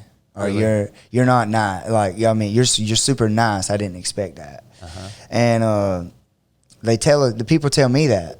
Yeah. Like, you're not what I expected, or like, you're too nice, or whatever. And a lot of it comes from the fact that it's like, we got guys come through the door all the time that just want to beat us up and show us how good they are or something. Right. And we have to take that, tone it down, and turn them into a member. No challenge. Yeah. So like you basically kill their ego. Yeah. In a nice enough way to turn them into a member. And I don't have anything to prove anymore. Yeah. Like, I know what I'm capable of, and that sounds arrogant to say out loud. Self-confidence, I'm sorry. Don't be sorry. Rookie mistake. Yeah, cell phones. Rookie mistake, cell phones. Mine, I did it the first 3 podcasts. I'm finally learning how to silence my phone. But, man, anyway, everybody that meets us, they're like, you're not at all what I expected. Or you're too nice, or you guys are just too nice. And it's almost we're nice to a point that we're overly nice. Oh, wow. And anybody that knows me knows I'm a nice guy, though. I'm a really super nice guy. For sure. Maybe. I hope y'all know that. No. I just have to be nice. You have to be? Yeah, I have to be. Because it's the standards. Yeah, somewhat, you know. But so it's just one of those things. Like, once you made it, and I'm getting to that point. I feel good about it. Like, it took me 19 years that I finally I'm starting to feel like I get a little bit of respect in the community, and it's not even not anything other than the way Steven kind of makes me feel. Yeah. Honestly, And Steven and I spoke about that. I don't know why I keep hammering on that a little bit, but it was one of the most in-depth conversations I've had in a while. Mm-hmm. And it really made me think about things is like, we've had the same kind of path. He moved around. He trained with a bunch of different gyms. Mm-hmm. I moved around. I trained with a bunch of gyms. And we've never been anybody's guy. Mm. Like, we just kind of the person that shows up and trains. Mm-hmm. And we talk and laugh, and then we go on our way.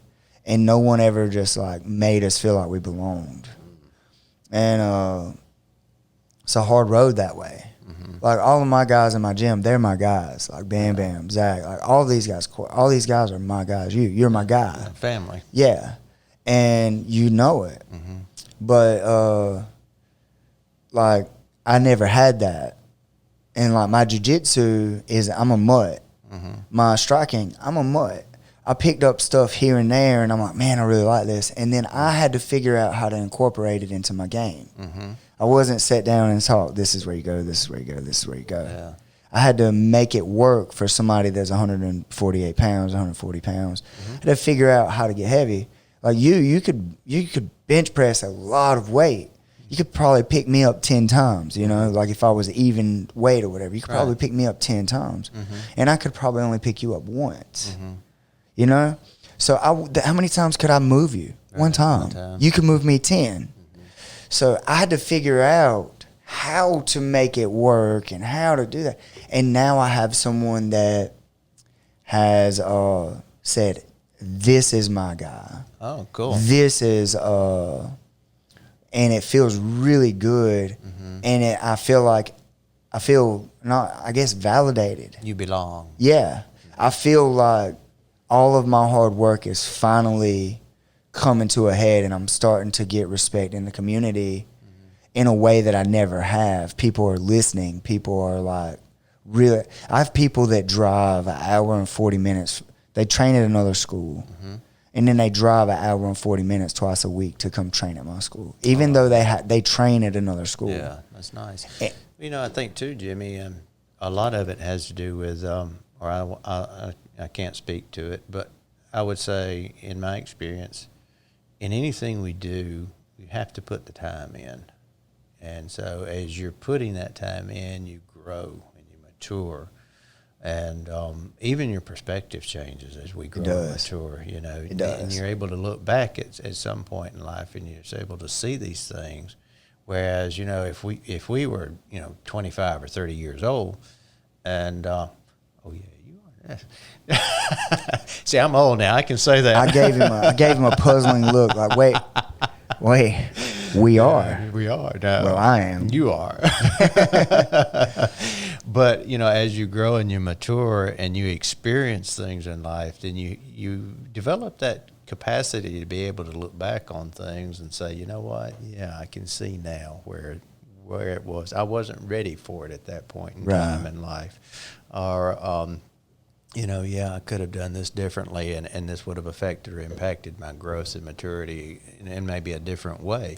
And, you know, whether it's jiu-jitsu, gym ownership, business ownership, or even in just personal life, you know, I think that's just part of growing in life and that life cycle. Yeah, I agree. If you look at me when I was 17, 18, and 19, I was still fighting people for money. Like, that was something that, like, we did. Mm-hmm. And it was like my family, and my family still, like, I'll tell you the story. My sister's going to love me. I'm going to put this camera right in my face. She's not watching it, is she? Yeah, she's going to see this, and this is going to be great. So my sister, maybe a month ago, her and her fiance were arguing. Mm-hmm. And it was just a subtle argument. And she walks up to him, and he was smiling. She walks up to him, and he's like, it was just a little bickering back and forth. And he reaches his arms out to hug her. Oh, yeah? And she headbutted him in the face. Oh, my gosh. And, like, his nose, like it broke his nose. Oh my word! It blacked both his eyes immediately. Okay. And she headbutted him wrong. Yeah. She put a goose egg on the front of her head. Got the camera on the wrong person. She put a goose egg on his head. She headbutted him and just broke it. And she put a goose egg on her own head because she headbutted him with the front of her face. Oh my gosh! Like she was like, bang! He reached out to hug her, and she just banged him. Wow! And whole new meaning to love tap. Yeah. And to me, I'm hearing the story and I'm like, what is wrong with you? Yeah. But the rest of my family was like, yeah, she headbutted his ass in the face. like, yeah, I bet he won't do that no more. Oh my God. And they're like praising her. Yeah. My whole family, they're praising her for headbutting this man in the face. And I'm like, you realize, like, if he was to just snap and like break her into 1,000 pieces, none of us could be mad. Right. Because you're praising her for it. Like none of us could be mad at him for like beating the shit out of her. Yeah. Like we couldn't be mad about that. Right. But if the law showed up, they would take him to jail, not her. Yeah, no doubt about it. But she just walked up and my family was like, yeah, teach his ass a lesson. Bet he won't talk to you that no way. And they're laughing and they're joking and they're like, all of them are like happy. Really? They're like, yeah, they're proud of her. Yeah. And I'm just looking at her like, there's got to be some growth in our family, guys. Yeah. Like, this isn't okay. No. Like, when I was 16 and 17, that's the environment that I'm like, all the way up to that point. Yeah. That's the environment I come from. And they praise it. They like, yeah, can't whoop my Bubba's, and they still do it. Like, my brother's a badass. He does jiu-jitsu. He does MMA, and like they talk me up, and it still feels good. Oh yeah, to have them. That ego. Yeah, it still feels good to have them talk about me in that manner. But I also, man, I've come so far. I'm not out fighting people in the street anymore. I'm not betting people they can't knock me down, or I'm betting people that they can't take me down. Like, I'm not doing those things anymore. Yeah. And I've grown, and then like we're at this little family get together. Like, yeah, she headbutted his ass in the face. Mollywopped him. Yeah, she mollywopped him. I love that term. I think you're making fun of me just a little bit. Yeah, just a little bit. But that's where I come from, and hearing my family and seeing like how they reacted to it, I'm like, there's no wonder that I had to retrain myself, and I had to like grow, and I had to. So my 17-year-old self would have been like, my sister headbutted. I need to teach you how to headbutt. Like, come here, let me show you. You hit here, that's right, not here. You know, like I need to show you how to properly headbutt somebody. Oh my goodness, yeah. And like not good. You get down and you come into them. You don't smack the front of your forehead into them. Like, I probably should still. Good to know. Yeah. I probably should still teach her how to do that, so she don't give herself brain damage next time. Well, here's a better idea. How about teaching how to resolve the issue? Rather than the issue was resolved, I'm sure. Oh, I'm sure it was, but it could have been a different outcome. Like, I bet she don't headbutt anybody ever again, and unless she does it the way I told her to. Oh yeah. Because man, her head, she had a goose egg, and it like bruised and come down. But now I would never condone that. Yeah. Like, you don't put I teach my daughters, like, don't put your hands on people, not just a man. I don't say a man. I say people. Don't touch people. You don't put your hands on somebody, because they get, when they were younger, they get mad and hit each other, like punch each other and stuff. And I'm like, don't do that. You don't put your hands on people. That's not how I was raised. I was raised, if somebody disrespects you, you teach them to respect you. You punch their ass in the face. Like, you hit them and you beat them up, and then they'll respect you. I see. And that's what I was taught. And now I know that I still argue with Stephen Aiken and tell him that that's how you get respect. Oh, yeah. But I know for a fact, 100%, that that's not how you get respect. Yeah, that doesn't teach you respect. It doesn't teach. It teaches fear. Exactly. But if Stephen and I have this conversation, you beat them and they respect you. I see. All right. That's my stance. Okay. So if I see Stephen, I'll tell him that's what we're supposed to do. You beat them and they respect you. Okay. Yeah. So, but for everybody else in the world, Like it's the way you treat people and the way you talk to them. Oh, absolutely. And you don't put your hands on them ever. Now, if it comes to a place that I feel threatened or I feel like it's fixing to go down, I'm first. Mm-hmm. I put my hands on them first out of fear because, we say it every podcast, I'm a 140-pound man. Yeah. I can't have a 190-pound man punch me in the face. Oh, man, I got 10 pounds. Yeah. I'm making you bigger. I see. I'm trying to make you bigger. Did I get a six-pack for that? Yeah. Well, you had one. I had one. You did have one. Last year, you had a six-pack. Right. Yeah. But, so, like, if you would have hit me in the face last year, there's nothing that I wouldn't, maybe I would, but probably wouldn't have recovered. Yeah, I think it would not have been to the extent that you think it would be, Jimmy, because there's a difference in knowing how to do it a proper way and not doing it a proper way. And at that time, I didn't know a proper way. Right, but I don't want to take the chance of you knowing how to properly hit me in the face. Yeah, you see what I'm saying? Yeah, I see what you're saying. I don't want to take that risk. Mm-hmm. Like, if you come at me in a threatening manner, like, I'm probably going to leg kick you and hit you in the face. And I've seen your leg kicks. Yeah, that's probably what I'm going to do because that most people don't expect that. And if anybody watches my podcast, they're going to know, like, I need to check a kick because that's what I'm doing. I'm going to leg kick you and punch you. And then if you still want to fight, we can fight still. Yeah. But that's how I'm starting it off. I'm not waiting for you to touch me or hit me because I wouldn't recommend anybody. I don't care how big you are or how small you are. If you know that it's fixing to go down, be first. Be first, right. Don't let them hit you. That's just, I hate that advice. Parents are, if they hit you, you handle it. I hate it. And people still give that advice. I hate it because it may be too late. They may shut your ass off. Quick light. Yeah, if they hit you and they shut you off, now what? Now what are they doing to you when you're completely unable to defend yourself? Whatever they want to do. You're right. Yeah. So be first. I agree. And but my sister, man, she headbutted him and got me on a tangent. So how's the guy? They're still together. Okay. He still loves her. All right. He laughed about it after the fact. Seriously? Yeah, they it's that environment, man. Okay. Well. He laughed about it, and he's the one that told me the story. He's like, man, I thought she was fixing to hug me. I reached out, and she headbutted my ass. And, like, she broke his nose. Golly, man. And everybody's like, oh, she broke his nose. I'm like, y'all realize if he would have snapped and just beat her to death, like, y'all would be telling me, like, you need to go handle that. Yeah, go deal with him. You need to go deal with me. And, the sad thing is I don't know that I wouldn't go. You was probably gone because it was your sister. Yeah, like, why are you, like, dude, she headbutted you. Like, you could have responded differently. But, the truth is, I couldn't. I mean, I probably would, but I shouldn't, because she did what she did. Right. And whatever reaction, whatever reaction, he had his hands out for a hug, bro.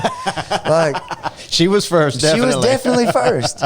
But if that happened, I couldn't justify beating him up. Yeah. For destroying her. So it'd be one of those half-hearted kind of deals. It would. It would be a half-hearted ass whooping that he received. Is there any such thing as a half-hearted ass whipping? Yeah. Because that could go, I could dismantle or I could, like. Oh, okay. Just smack him around a little bit. Yeah. Okay. And I'm not saying I can smack this guy around or nothing like that. I'm just saying that in this manner, in this position, like, I would not be all in. Yeah. Because, like, you should keep your damn head and hands to yourself. And, like, but the world would be mad at him if he was to beat her up. Oh, yeah. The world would be mad. Yeah, that's the standard. But y'all don't know my sister. She beat me up when I was a kid. Yeah. You probably deserved it. No. No? And like that woman, I wasn't allowed to hit women. And as good as a fighter as I was, I would never hit her back. I would never do anything back. You're not supposed to hit because women. you're not supposed to hit women. But you know how I got it to stop? Yeah. I punched her ass in the eye. I promise. And that stopped it. It stopped it. Yeah. Never again. She has never. There was 2 incidents. I was 12 years old. Yeah. And I've been a fighter for a long time. There's 2 incidents. The first one, we were at my aunt's house. And I was sitting down playing jazz ball on the computer. And the rule was whoever got to the computer first got to use it. And we had an old school computer. Oh, yeah. Like, you still had to type in DOS commands to bring up the games. Oh, okay. Like, for the people that don't know what that is, When you turn your computer on, it's a black screen with a little white bar that flashes. And you type in this long list of characters to bring up what program you wanted to run. Yeah. And I had to type those in to play jazz ball. That's with the big floppy disk too, wasn't it? Yes. Yeah. And I was playing that game, and while I was playing that game, she told me Jennifer wanted on the computer, which was my cousin. Mm-hmm. And I said, well, I got here first. And she like rolled me out of the chair. The chair was there. Mm-hmm. It rolled. She rolled me back. Yeah. Tried to dump me out of the chair, and she like shoved me. She slammed my face into a microwave. Oh my gosh. And then the door. Wow. You And, guys are brutal. Dude, you have no idea. But I never hit her. Mm-hmm. But this was the first time I ever fought back. And that's a regular occurring thing in my house. And I never fought back. Mm-hmm. Because she was a girl, and I was taught, you do not put your hands on women. Right. And so speaking of which, not to cut you off, but I think you and I kind of had a little bit of this conversation on this past weekend, I think, with women in today's society, how they get have a tendency to get very mouthy or vocal, rather. You know, from LA, we just call it they get mouthy, but they become very vocal, and they have very little fear of getting in a guy's face, and then they start throwing the first punch, or like you said, they get mollywopped. What are your thoughts on that? Dude, I'm very torn. I'm very torn in that aspect because, for one, I don't think words should ever turn into something physical. Mm-hmm. You can say what you want to say over there as long as you're not in my bubble. Mm-hmm. Then I'm good. Mm-hmm. You start getting in my bubble, I'm going to start doing things. And luckily, I'm skilled enough, I would hope, that I'm skilled enough to handle this situation without either one of us taking a lot of damage. Mm-hmm. But I don't know. I'm tell you how I handled my sister. That day, she slammed me around, like face in the microwave, face into the door. I punched her ass in the eye. Mm-hmm. She turned around running, crying. Ran to the bathroom. She had a black eye for like a week. Oh, wow. Like I hit her hard. Yeah, I hit her hard. Yeah. A week later, jumping on a trampoline, and she was messing with me. Go in the house, go inside. She had took my Nintendo into her room and was playing a Nintendo in her room, and it was mine. It was my Nintendo. Man, you that old? And yep. Nintendo. Yeah, Nintendo, and it was my Nintendo, and she had it in her room because her and her friends had been playing it. Well, that means she had the TV in her room. We had 2 TVs, and she had moved it all to her room, and it was actually my stuff that I paid for. Yeah. I worked for it. Oh, wow. So instead of moving it... You were violated. Yeah. Instead of moving it, I just played it in her room. Yeah. And she come in there, and that thing don't save. Like anybody that's ever played Nintendo, it don't save your space. It don't save your spot. Oh, gosh. So if you turn it off, you start the game over. Uh-oh. And you could be 2 hours into Mario or something... And if the power goes out, if the game goes off, the game freezes, you got to start over. Yeah, just out of luck. Yeah. And she come in there and she was like, "Get out of my room." Classic trip. So I was on the trampoline, Uh-huh. and she wanted on trampoline, get off trampoline. I got off trampoline, went inside, started playing the game. She's like, "Get out of my room." Yeah. And I was like, "No. I just got off trampoline. You want to play on a trampoline? I come in here to play this. It's mine. Yeah. You put it in your room. I'm not going anywhere." And you're trying to mind your own business. Yeah, and this was a week after I hit her. This is the first time I ever hit her. Okay. I never stood up to her before. Yeah. Just did whatever the hell she told me to do. Right. And because that was what I was taught I was supposed to do. Yeah. She was a woman. Mm-hmm. And did she bully you? Yeah. Bad. Your sister's gonna. Let me tell you what my sister did. I'll tell you 2 stories. She held me down in school. We was in the same grade because I started school a year early. She started school a year late. We were in the same exact grade. she would hold me down. And I'd be like, let me go. And I'd be making faces and screaming and stuff. The teachers would come and like, what's going on? My sister would tell them that I was having a panic attack. Wow. That they needed to bring some water to calm me down. Oh, man. And she would sprinkle water on my forehead and said, I'll let you up when you calm down. Oh, man. And the teachers would stand there and let it happen. Dude, she had your number. Like, dude, it was bad. It was bad. But my sister, I'm playing Nintendo in her room. Long story short, she like shuts it off. Yeah. Get out of my room. And I'm like, no. And I turned it back on. It's the first time I was ever defiant towards my sister. And she shoved me. And I shoved her back. And she run out of the room, down the hallway. And the door's open. And her room is dead in the hallway. And she's like, I said, get out of my room. And I'm like, no. And she just made this face, like gritted her teeth and come running, hauling ass down this hallway. Oh, man. As fast as she could Building run. up ahead of steam. Yes. And I picked my knee up. And I'm standing on one foot. And I got my eyes closed and my head turned. And I do this. Oh, my God. And I stick my fist out like this. Yeah. And she ran right into my hand. Oh, my goodness. My hand was out for a while. Oh, yeah. I didn't punch her. I just was like, like that. And it hit her. I had my hand sideways like that. Hit her in her nose and her mouth. Oh, my. I busted her top lip, her bottom lip, and her nose Oh, my goodness. with that shot. That one shot. She ran out of the house, went to the neighbor's house, and called my mom on their house phone. Yeah. And my mom had to leave work Wow. and come home. And my sister had to have stitches in her mouth. And my sister told my mom that I punched her in the mouth. You did. I did not. Yeah, you did. And did not. Your hand was out there. Yeah, I was like that. But it wasn't until like 2 years ago that she told Mama the truth. Really? Yeah. She held it against you that long? Like for 2 years, Oh, wow. she never. I was like, I did not hit her. Yeah. And I was like, you busted. You can't tell me you didn't punch her. Her nose is busted. You hit her last week. Yeah.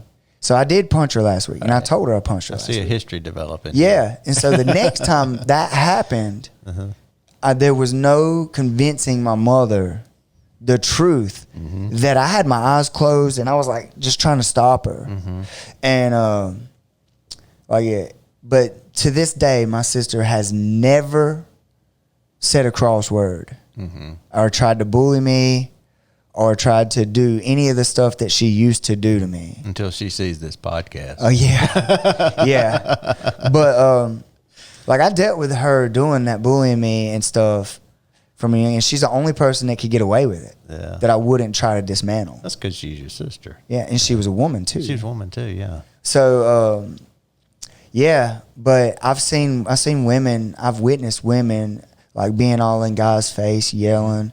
And I think the police are the reason that they feel so safe to berate and treat men. And I think it's a society thing too, that way. Jimmy, some women are just pure damn mean. Yeah? Yeah. See, I think some men are just pure mean. Well, I think yeah. it's a person thing, a people is thing. people. I don't think it's a women or a man thing. I agree 100%. It's a people thing. It's a heart thing. But See, the reason I say women are mean, I'll share this real brief story with you. Used to, many moons ago, I actually worked in bars during a living, and that would entail anything from spinning records to security. records? Yes, records. We had actual 33 vinyl, man. My man. So I'll you could tell go, Yeah. hey, that's awesome. You see me doing that. But anyway, I was in the booth. And You had your flower pants on, you and, know, and your V-neck that's with your right, man. disco. KC Sunshine and the boys. Yeah, mullet going and all. Nice. And so here I am in the booth, you know, and the bar's full, or the club, and yeah, everybody's having a great time. Dance floor's full, and we had radios, and so the bouncers had radio. I could hear them what was going on, and they had radio that one of the guys that came in that they needed to keep an eye on him. Not that he was causing any trouble, but they somehow knew him. Anyway, dude walks in, sits down at the bar, orders a drink. He's sitting there just drinking his drink, not bothering anybody. You know, I mean, to look at it, what was going on and the situation, you'd think, just, okay, average fella having a drink at the bar. He's not sitting down 10 minutes. In walks this 4-foot nothing brunette. She's stomping around the end of the bar, walks up to the barmaid or barmaid's part on the bar, and orders a beer. Gets it unopened. I see where this is going. You see where this is going? She takes this can of beer, shakes it up, walks around to this dude, pats him on the back of the shoulder, and comes around with a roundhouse and just knocks him flat cold. Slap off the stool. Come to find out that was his wife, and they had been in an intense argument at home, and he left the house to get away from her. Came down to the club, got him a drink, and she follows, and she decides to put an end to it. So yeah, women can be mean. Yeah, that's great. But I don't know how you would handle a situation where someone's being violent and berating and yelling, and other than walking away if you can. But when it comes down to someone putting your hands on you, do you protect yourself and get in trouble, or do you allow it and maybe get hurt, or do you allow it and, you know, continue to be harassed? And it's a tough thing. It is a tough call, and you know, I've always been of the belief or the mindset, if they are putting their hands on you, to neutralize it, and to the extent that it is neutralized, and you know, that it doesn't go any further than that. But how do you? Like, I know I could take somebody down and hold them. I know that. But how do you do that? You know, like, how do you put your hands on? So what I'm saying is you take your average man, and then you take your average lady or whatever. If you put her against the man, the common census among the majority belief system is that the man is more powerful and stronger and whatever, and that's why that a woman is more feminine and more fragile. Not necessarily true, but that's what the common belief is. That's why I phrased it the way that I phrased it, because that's not. I don't believe that's true. By the way, I know women right now that you don't want to mess with. They will destroy you. Like I got they fight dirty. Well, no, I got a friend named Kelly. Kelly. Shout out to Kelly Inman. Yeah. Like, sorry about the cameras, guys. I got distracted. But yeah, Kelly, like, she will beat up 90% of men. Like, there's no doubt in my mind that she will whoop 90% of men. There's no doubt in my mind. And then you got women that train jiu-jitsu that are just, they will destroy you if you try to grab them and control them. But usually the women that can do those types of things aren't in your face yelling and screaming. Right. And you're talking about individual cases too. And that's why I said I blame the cops earlier. And what I meant by that is they feel safe. You feel safe because if you touch me, you're going to go to jail. And I think that men these days, are more verbal and more outspoken and more like, you know, in your face, because they don't fear repercussion, because you're going to get in trouble if you hurt them. And like, when I come up, I didn't care about the police. I didn't care about going to jail because I honestly didn't care about myself. So me not caring about myself or my own personal health, like, I didn't care. You know what I'm saying? Right. You had your self-worth wasn't there where it should be or needed to be. And so obviously if you didn't care about your self-worth, no more, you're certainly not going to care about someone else's. Yeah. Right. So if you tried me, you had to fight. You had to fight me. And like, people, when people now, they like mean each other. And they say stuff back and forth. And I notice it in my kids' classes and stuff. They're saying and doing these things towards each other. And I'm like, man, that would have never worked with me. Like, people joked and stuff, and they did your mama jokes and stuff when I was in school, but nobody ever did that stuff with me a whole lot. I had like 3 friends that knew me well enough that we could joke and not fight about it. 3. John and Brandon and Chris. That was it. That was it. Anybody else, if they said something like that to me, I'm like, well, let's go. It's time to fight. Like I'd slap the shit out of somebody for talking to me. Like if I was one of these kids and the way they talk to each other, I would slap the shit out of them. Yeah. Like, and that's back then, not now. Right. But make that clear, I'm not smacking kids. Coach is down here smacking all the kids. Yeah, I'm not smacking kids now. No, but I'm saying, like, back then, if one of my friends was to talk to me the way their friends talk to each other, Yeah. like, it's a different world. Oh yeah, definitely. People don't. There's no standard of respect anymore, and it's because they don't fear the repercussion of, like, what is this person going to do to me if I talk to them or treat them this way? Is it as much of a lack of fear of repercussion as it is maybe a standard of acceptance, what people are allowing or accepting? What people are allowing.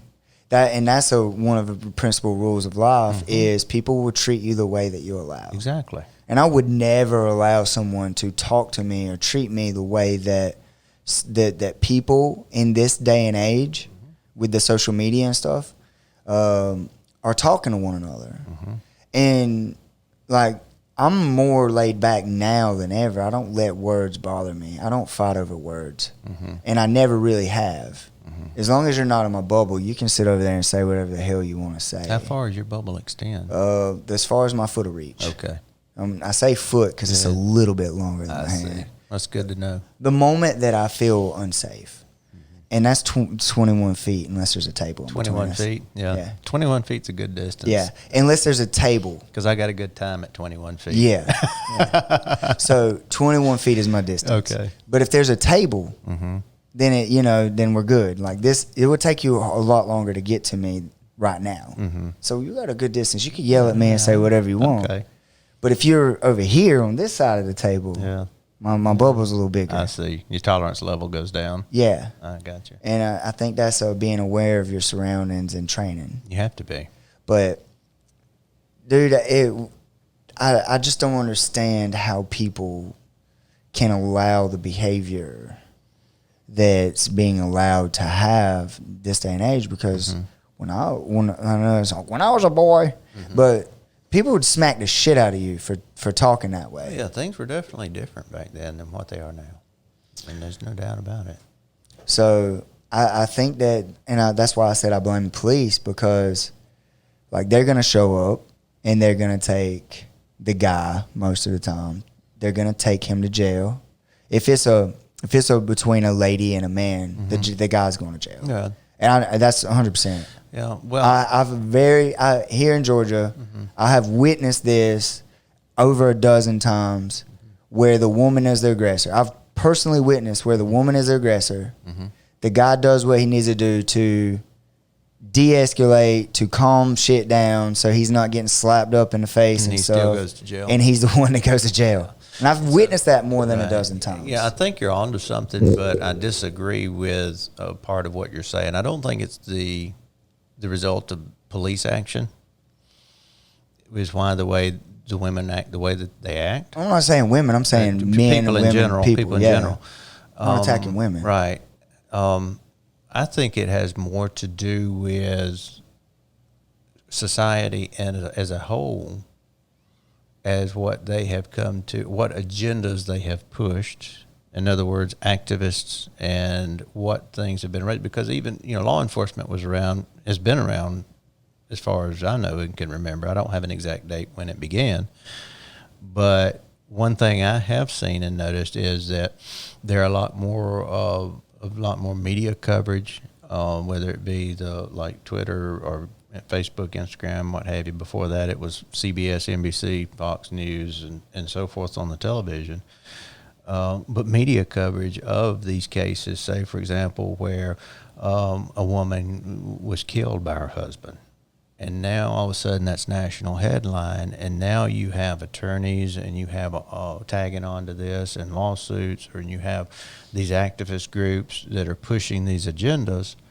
And I think over time that has changed people's perceptions and beliefs. Well, I want to cut you off on that because I have a good theory in this. And I think that at one point in time, it needed to be that way because men were just smacking at women. There literally was a lot of and abuse. they treated them like second-class citizens. Right. And that trickles over to a lot of other things that I don't want to get into. But I think that it came about because of those instances that it shaped our opinions and our views of like men smacking women, men beating up women, and like, you're gonna make me a sandwich type men. That I don't call those guys men, but I don't have another term for it right now. So that's what we're saying. Can we call them fairies? Fairies. All right, there we go. Yeah. So these fairies, they were smacking these women, and then the time period called for that. And I feel like the train started moving. And it slowly gained more momentum and more momentum. And now, how far has it gone to where it's on the other side of the aisle? That's true. I mean, it's like anything that's on a pendulum, it's going to swing to the other side. Right. There's always an equal and opposite reaction. Right. And now I think it's to the point to where it's so biased when it comes to that there's an automatic assumption that the man's in the wrong. There's an automatic assumption that the man is in the wrong. And in some cases he is. And other cases, like, he's not. Bill Burr has a really good skit about it, and I think it's funny. It's hilarious. And like, if you guys don't know who he is, he just makes fun of everything and race, women, and like all kind, the whole 9 years, sexism, all that, like whole 9 yards. That dude is hilarious to me. But he makes a good little joke about it and stuff. But sometimes it's not really a issue that I think people should be joking about as a whole, whatever. But my point is that now the train has gone, or the pendulum has swung all the way to the other way. And that's why I was saying I blame the police, because you should be able to look at a situation and go, okay, what actually happened here? And then, in the very least, treat them both equally. Right. Y'all were fighting? Well, if it was two guys fighting, both guys would go to jail. Go to jail, right. So let's take both of them to jail. Right. If the policing was more balanced, like, instead of judgment, like, oh, well, this is a law. Let's follow the law and let the judge sort it out. Maybe if they just crack down on everything to that point, like, write this ticket, let the judge do it. Like, be more black and white with things, there wouldn't be as many issues with the law enforcement, period. And I can see your point with that, and I would tend to agree with that. I mean, that's what the laws obviously are written for. This is what it is, and so if there was that standardized or standardization, it, I think, makes the job much easier. And like I said, let the judge sort it out. I mean, obviously he's there for a reason, right? And the your jury of your peers. But there's, again, it tags back into what we had talked about earlier, that it's a human condition. And more specifically, not just a human condition, because as you and I've taught, there's good and bad and everything. Right. It's a heart condition. Anything that we deal with in civilian life or in our social lives. Second Amendment stuff, guns, for example. I use that because it's something that I can readily call on. People want to talk about banning this weapon or banning that weapon or banning, the gun is not the problem. No. The problem is the one that is behind the trigger making poor choices. Yeah. And right or wrong, whatever their condition of their heart is, that's what's going to cause that action. Do you think our society now is creating heart problems? not health heart, but Right. You're talking about spiritual and emotional heart Yes. issues. Our society has been creating a heart problem for quite some time, Jimmy. And I think what we're seeing now is nothing more than the result of that or the symptoms of it, beginning with things that we as a society have said, yes, this is acceptable, no, this is not acceptable in the school systems, all the way to home life. It's just things that have been boiling for a period of time, and now it's finally starting to come to a head, I think. And so what we're seeing is just a symptom. And the problem with everybody's running around trying to treat the symptom. They're not really wanting to get to the core cause of the problem, the root of the problem. So I have a really good solution for a lot of the problems, and that is start cleaning up around your own house. Absolutely. Like this, kind of what this gym is about, is about giving kids in my community a place to train, a place to learn, a place to make mistakes, a place to grow, a place to understand, value, and learn life lessons. While feeling loved. Yes. And I think that is what needs to take place, is if you see something wrong, if you see it, act on it. And I don't think that male, female, black, white, any color of the rainbow, whatever, you hear that speech all the time, but I don't think that matters. I think that what matters is this person human? Is there wrong being done to this human? That's the person's side that I'm on. Right. When I see a wrong act being taken place, or a wrong act taking place, I take the side of righteousness. Exactly. Like, what you just did was wrong. Here's why what you just did was wrong. Here's what we need to do to not have that happen again. Exactly. And when you take that approach, it eliminates separatism. It eliminates trying to point out something that could or could not be. It eliminates it. Was this act right? Was this act wrong? Right. It's wrong. Okay, let's make this so this don't happen again. Let's change people's hearts, or change people's perspective, or change about this. This shouldn't be. And here's the challenge about that. You know, what you're saying, I agree with what you said 100%. But what I see as the challenge to this is getting people to accept responsibility. Yeah, nobody wants to say accept this is my fault. Exactly. Because it's going to make them look bad, or they're afraid of what might be the repercussions from it, what have you, regardless. But here's the deal, and kind of tie this back into what we talked about earlier with concepts and principles and things of that nature, Jimmy. And you and I have had this conversation before. You recall the formula E plus R equals O.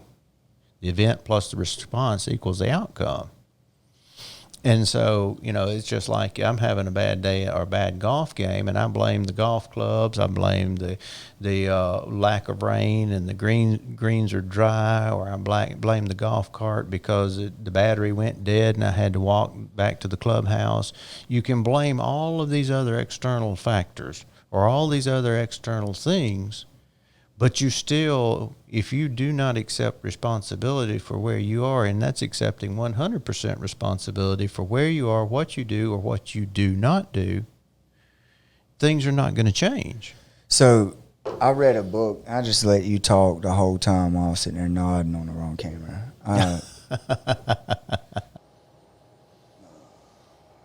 So yeah, you was talking about accepting responsibility or fault. And that's one thing that accepting fault is one thing that I have tried to do in the last maybe 4 years. And it has truly changed my life. I don't know why I won't stay up. I'm having trouble with it today. But it truly changed my life, just going, this is my fault. Yeah. And I need to fix it. One of the life lessons that I give the kid is, there are the kids in our program, and I do this one every few weeks. I'll bring it up. Because something will happen, and then a kid will throw a fit, and they'll go, he keeps doing that. And I was like, yeah, and that gives you a right to act that way. Mm-hmm. And we hit on this a little bit earlier too, like your response to whatever's happening is yours. Mm-hmm. No one can control your response. Right. Your response is yours. So when I realized that when I started accepting fault for the things in my life, people are like, oh, well, it ain't your fault you are where you are. It ain't your fault you are. I'm like, well, yes, it is. It is. Mm-hmm. And when you start taking this approach, and I've done it. I literally started taking this approach about 3 or 4 years ago. Mm-hmm. I experienced tremendous growth in my life, as far as financially, as far as friends, as far as my business, right, and as far as people. Because no one wants to be around someone that, I can't catch a break, the world's against me. Oh, yeah, it drives me nuts. Nobody wants to be around that person. But the person that's like, oh, man, this happened to me, and this happened, here's what I'm doing to fix it. Right. Here's the solution. You become proactive rather than reactive. A problem solver. Yeah. And I find that the more problems you can solve, and that you can solve for other people as well, the more financially capable you become. Exactly. Because it's like cutting grass. Mm-hmm. If you walk around the neighborhood and you see everybody's grass is tall, and you say, I could get a lawnmower and start charging these people to cut the grass. Mm-hmm. Well, you just solved a problem for people. Now you make money doing it. That's right. And the bigger the problem, the faster you make it. Yeah. So you find a big problem that everybody has, like limitability or obscurity. Like nobody knows who Tech Center is. How do we do it? Well, a marketing company could come in and say, listen, man, if you give us a piece of the proceeds or whatever, we'll make your gym known this big or whatever. Like, are you willing to pay for that service? Right. And if it solves a big enough problem, if I can spend $100 and make $1,000, I'd do that every day of the week. You know? Really? Yeah, I do it every day. I do it. Spend 10 every to make minute. 1,000. There you go. We'll do that. I'll do that every day. There you go. I'll spend 100 to make 110. Oh, okay. I would. Yeah. Still cash flow. It's still money, man. Yeah. At the end of the day, obviously I want to spend $1 and make $100. Right. Spend $1 and make $1,000. I want that deal. Yeah. But if I can spend $100 for $110, and I do that 100 times, how much more money did I just make? Mm-hmm. Like it adds up too. And if I could do that 1,000,000 times, I just made $10 million. What if you could do it one time and make 10 million? That's even better. That's even better, right? Yeah, and I would figure out how to do that over and over again too. But that's my point, is once I started accepting responsibility and saying, this is my fault, what do I need to do to change it? Mm-hmm. Instead of looking around to blame somebody, and I used to do that, and it was a habit, and my dad's going to watch this podcast, but it was a habit I learned from my dad. Mm-hmm. My dad was the world's worst. Yeah. He would get caught drinking and driving, and then have to go to DUI court and spend all this money, and it was the damn cop's fault. That was the cop's fault. It was the cop's fault. Yeah. And they're trying to take his livelihood. He makes his living driving a truck. Mm-hmm. It was the cop's fault. Yeah, because he just let him go home. Mm-hmm. He was just trying to get home. Right, and see, that's one of the principles. If you read Jack Canfield's book, Success Principles, that's, I believe, number 1. Accept 100% responsibility. And when you do that, you're right. Things begin to change phenomenally across the board, all areas of life. But it's also a hard pill to swallow too. It is. It was for me. It is for me personally. The hardest part for me was understanding that I built the life that I was living. Mm-hmm. Like that was so hard for me to understand, because like I grew up, my mom had lupus. And then, like, I had to work. I had to help my brother and sister, like, learn to be normal people. We grew up in a poor whatever. And then, like, I immediately got into a relationship with a lady that already had one kid. And then, like, I was having to work and support and do and build that.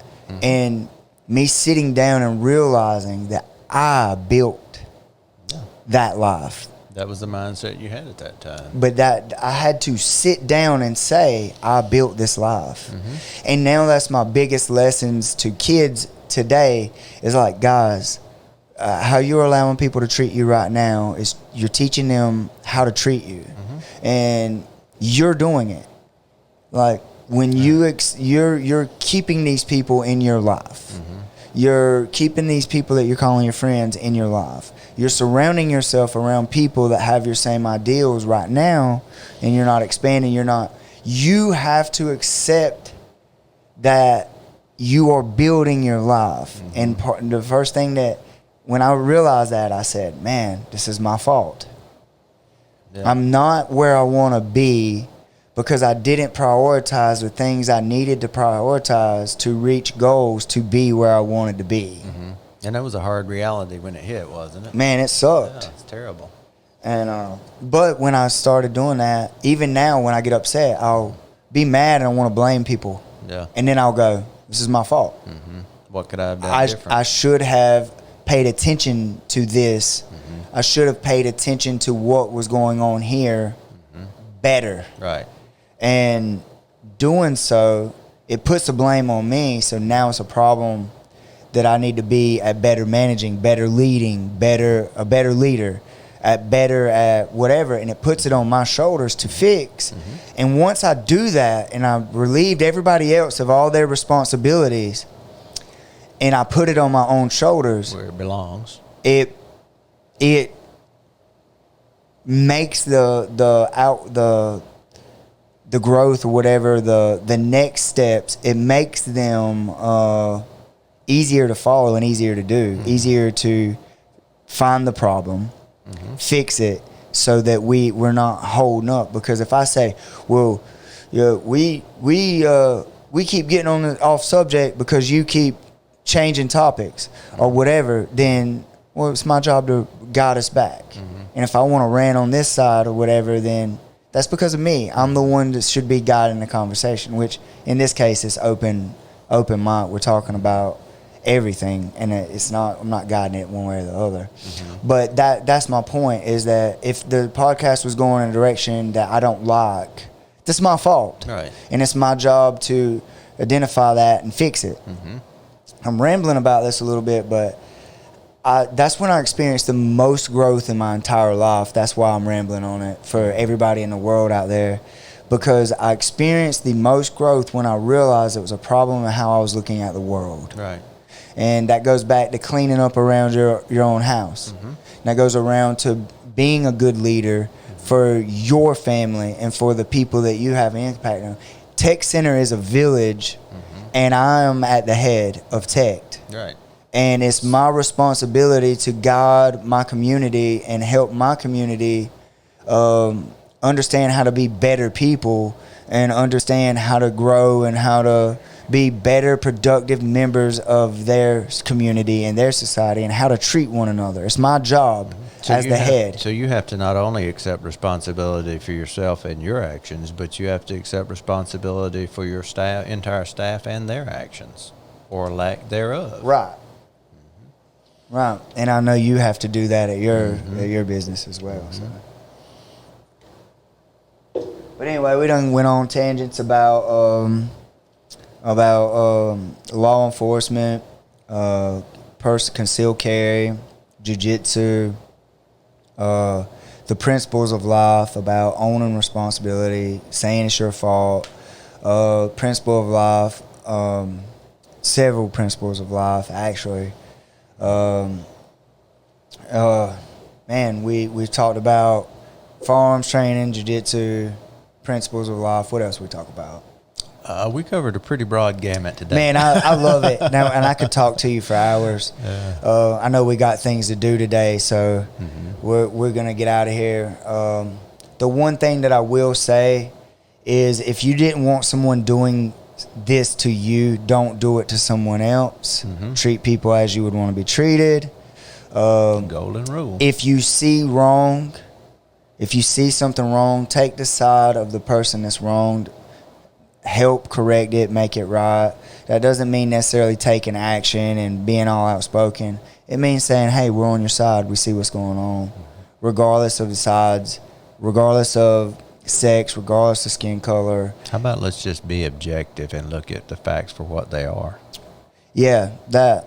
Seeing, when you see wrong, you know, you see, don't buy into someone else's narrative of what it is. Yeah, be objective. I get that. Yeah, 100%. 100%.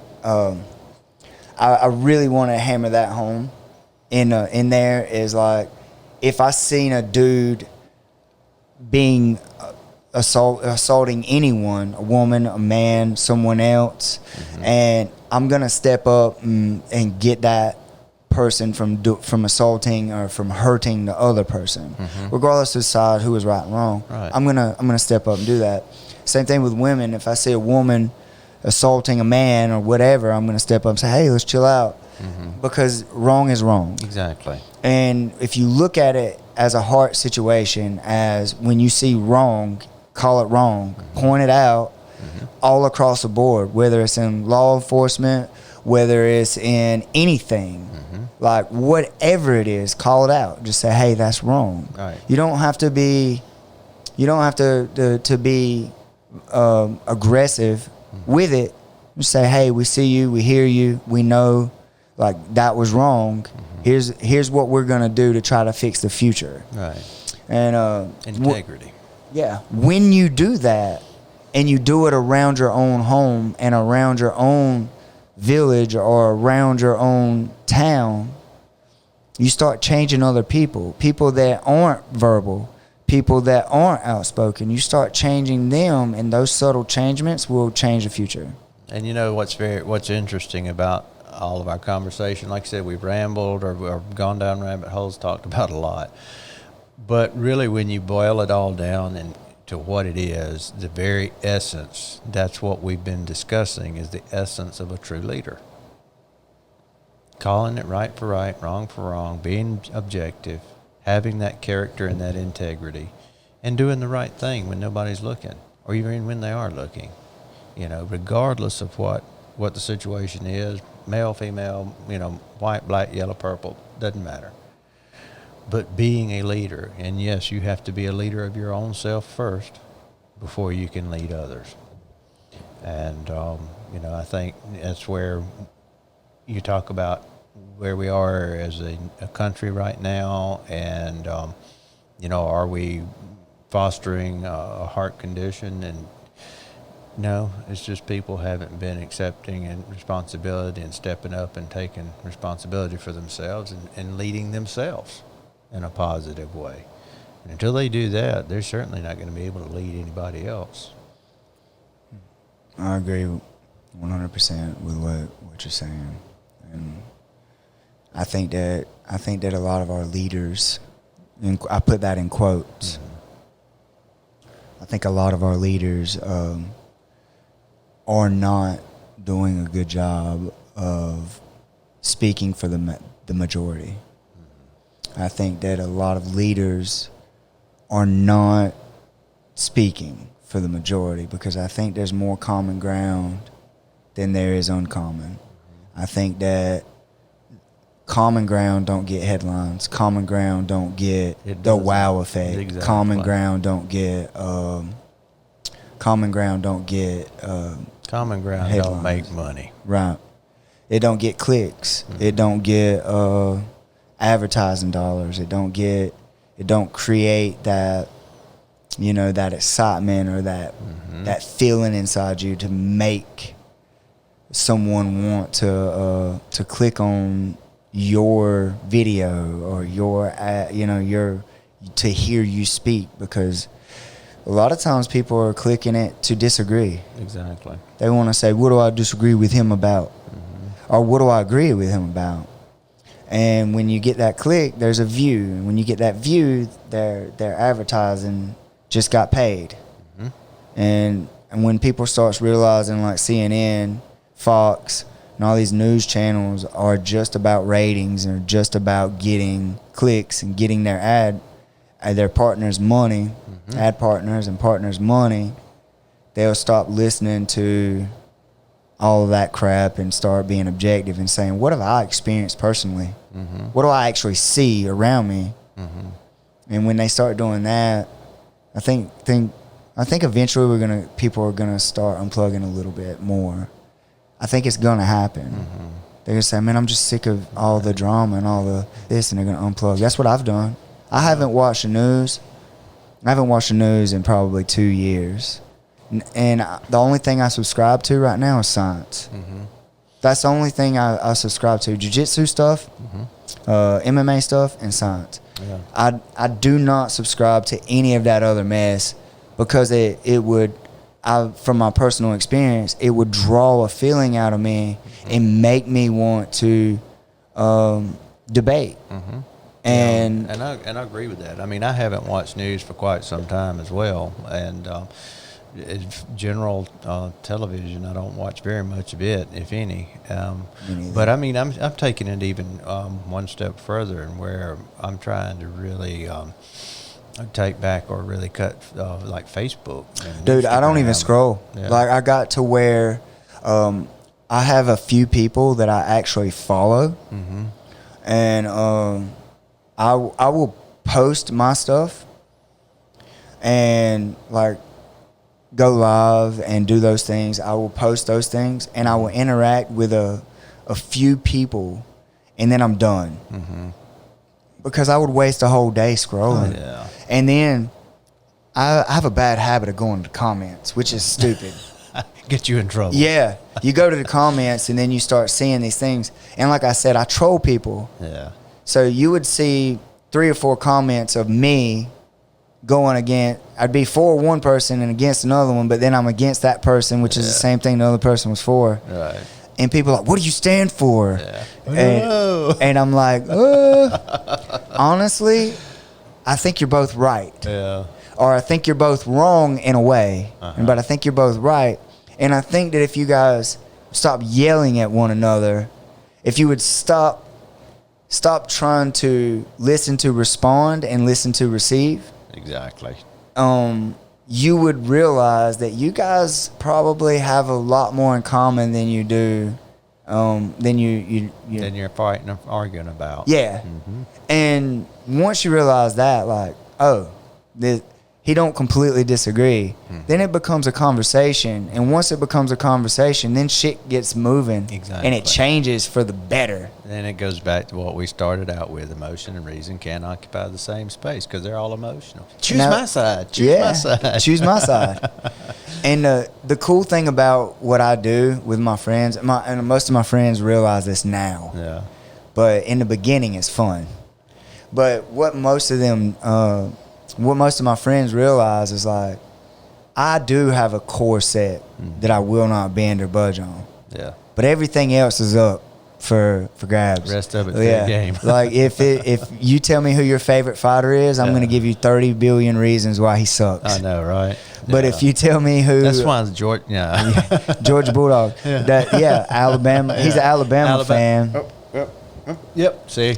Alabama fan right here. Let's put that there. Yeah, get ahead and enlarge that. By the way, Father's Day gift from my daughter. Yeah. And her special man. Hey. But so I'm a Bulldog fan. Ask me. Oh yeah, I'm sure you are. You're an instigator. I'm a Georgia Bulldog fan because he's an Alabama fan. Alabama fan. Now, if I was an Auburn Tiger fan, you'd probably be an LSU fan. LSU is the best football team on the planet. Of course, according to the Cajuns. And like you got the Florida Gators, and then I'm a Georgia fan because the Gators hate Georgia, Florida, whatever. But if you're a Georgia fan, then I'm a Florida Gator fan. There you go. Yeah. They have a word for that, don't they? Was a traitor, wagon jumper. Oh, Or you is know, it- there's a couple words Well, then. I don't know. I don't know, but I was 16 never. I've watched one football game my whole life. It was a Georgia-Florida game at my friend Mr. Jim's house. Oh, man. If you're going to watch a game, at least it could have been an Alabama game. Georgia. It had to be Georgia. They're the greatest team ever. Depends on your perspective. Yeah. I'm a Georgia boy. I got to go for Georgia, right? Oh, yeah, well. Oh, man.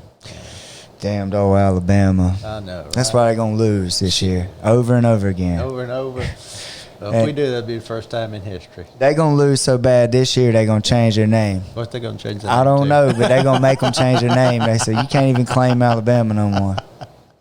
You might be They're right. going to take the A out of their name. Will they? They're just going to be Bama. Bama. Yeah, well, they're Bama now. Alabama. Not going to be much different. Alabama. Yeah. With an L. Alabama. Alabama. Oh, that's Alabama. That's Alabama. the song, isn't it? Hey, but my friends that know me know that I don't take anything to heart.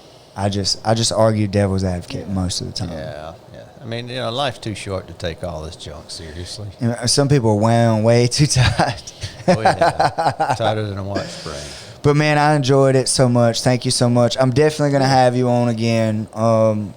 Because we just got so much to talk about. We kind of just bounced around on this one, but man, it is. I think what we talked about was important about gun training, firearms training, life principles, taking care of your own, taking responsibility for what's going on in your life. You know, trying not to be that person that's nagging another person, being in their face, being disrespectful. Be respectful, guys. Treat each other with kindness. If you just treat one another with kindness and listen to actually hear and instead of listening to respond, the world as a whole would be better off. Absolutely. That's just my opinion. Absolutely. This was Tech Talk with Stephen Grantham. Jimmy Barnett. Man, you guys have a blessed day. Peace. Good.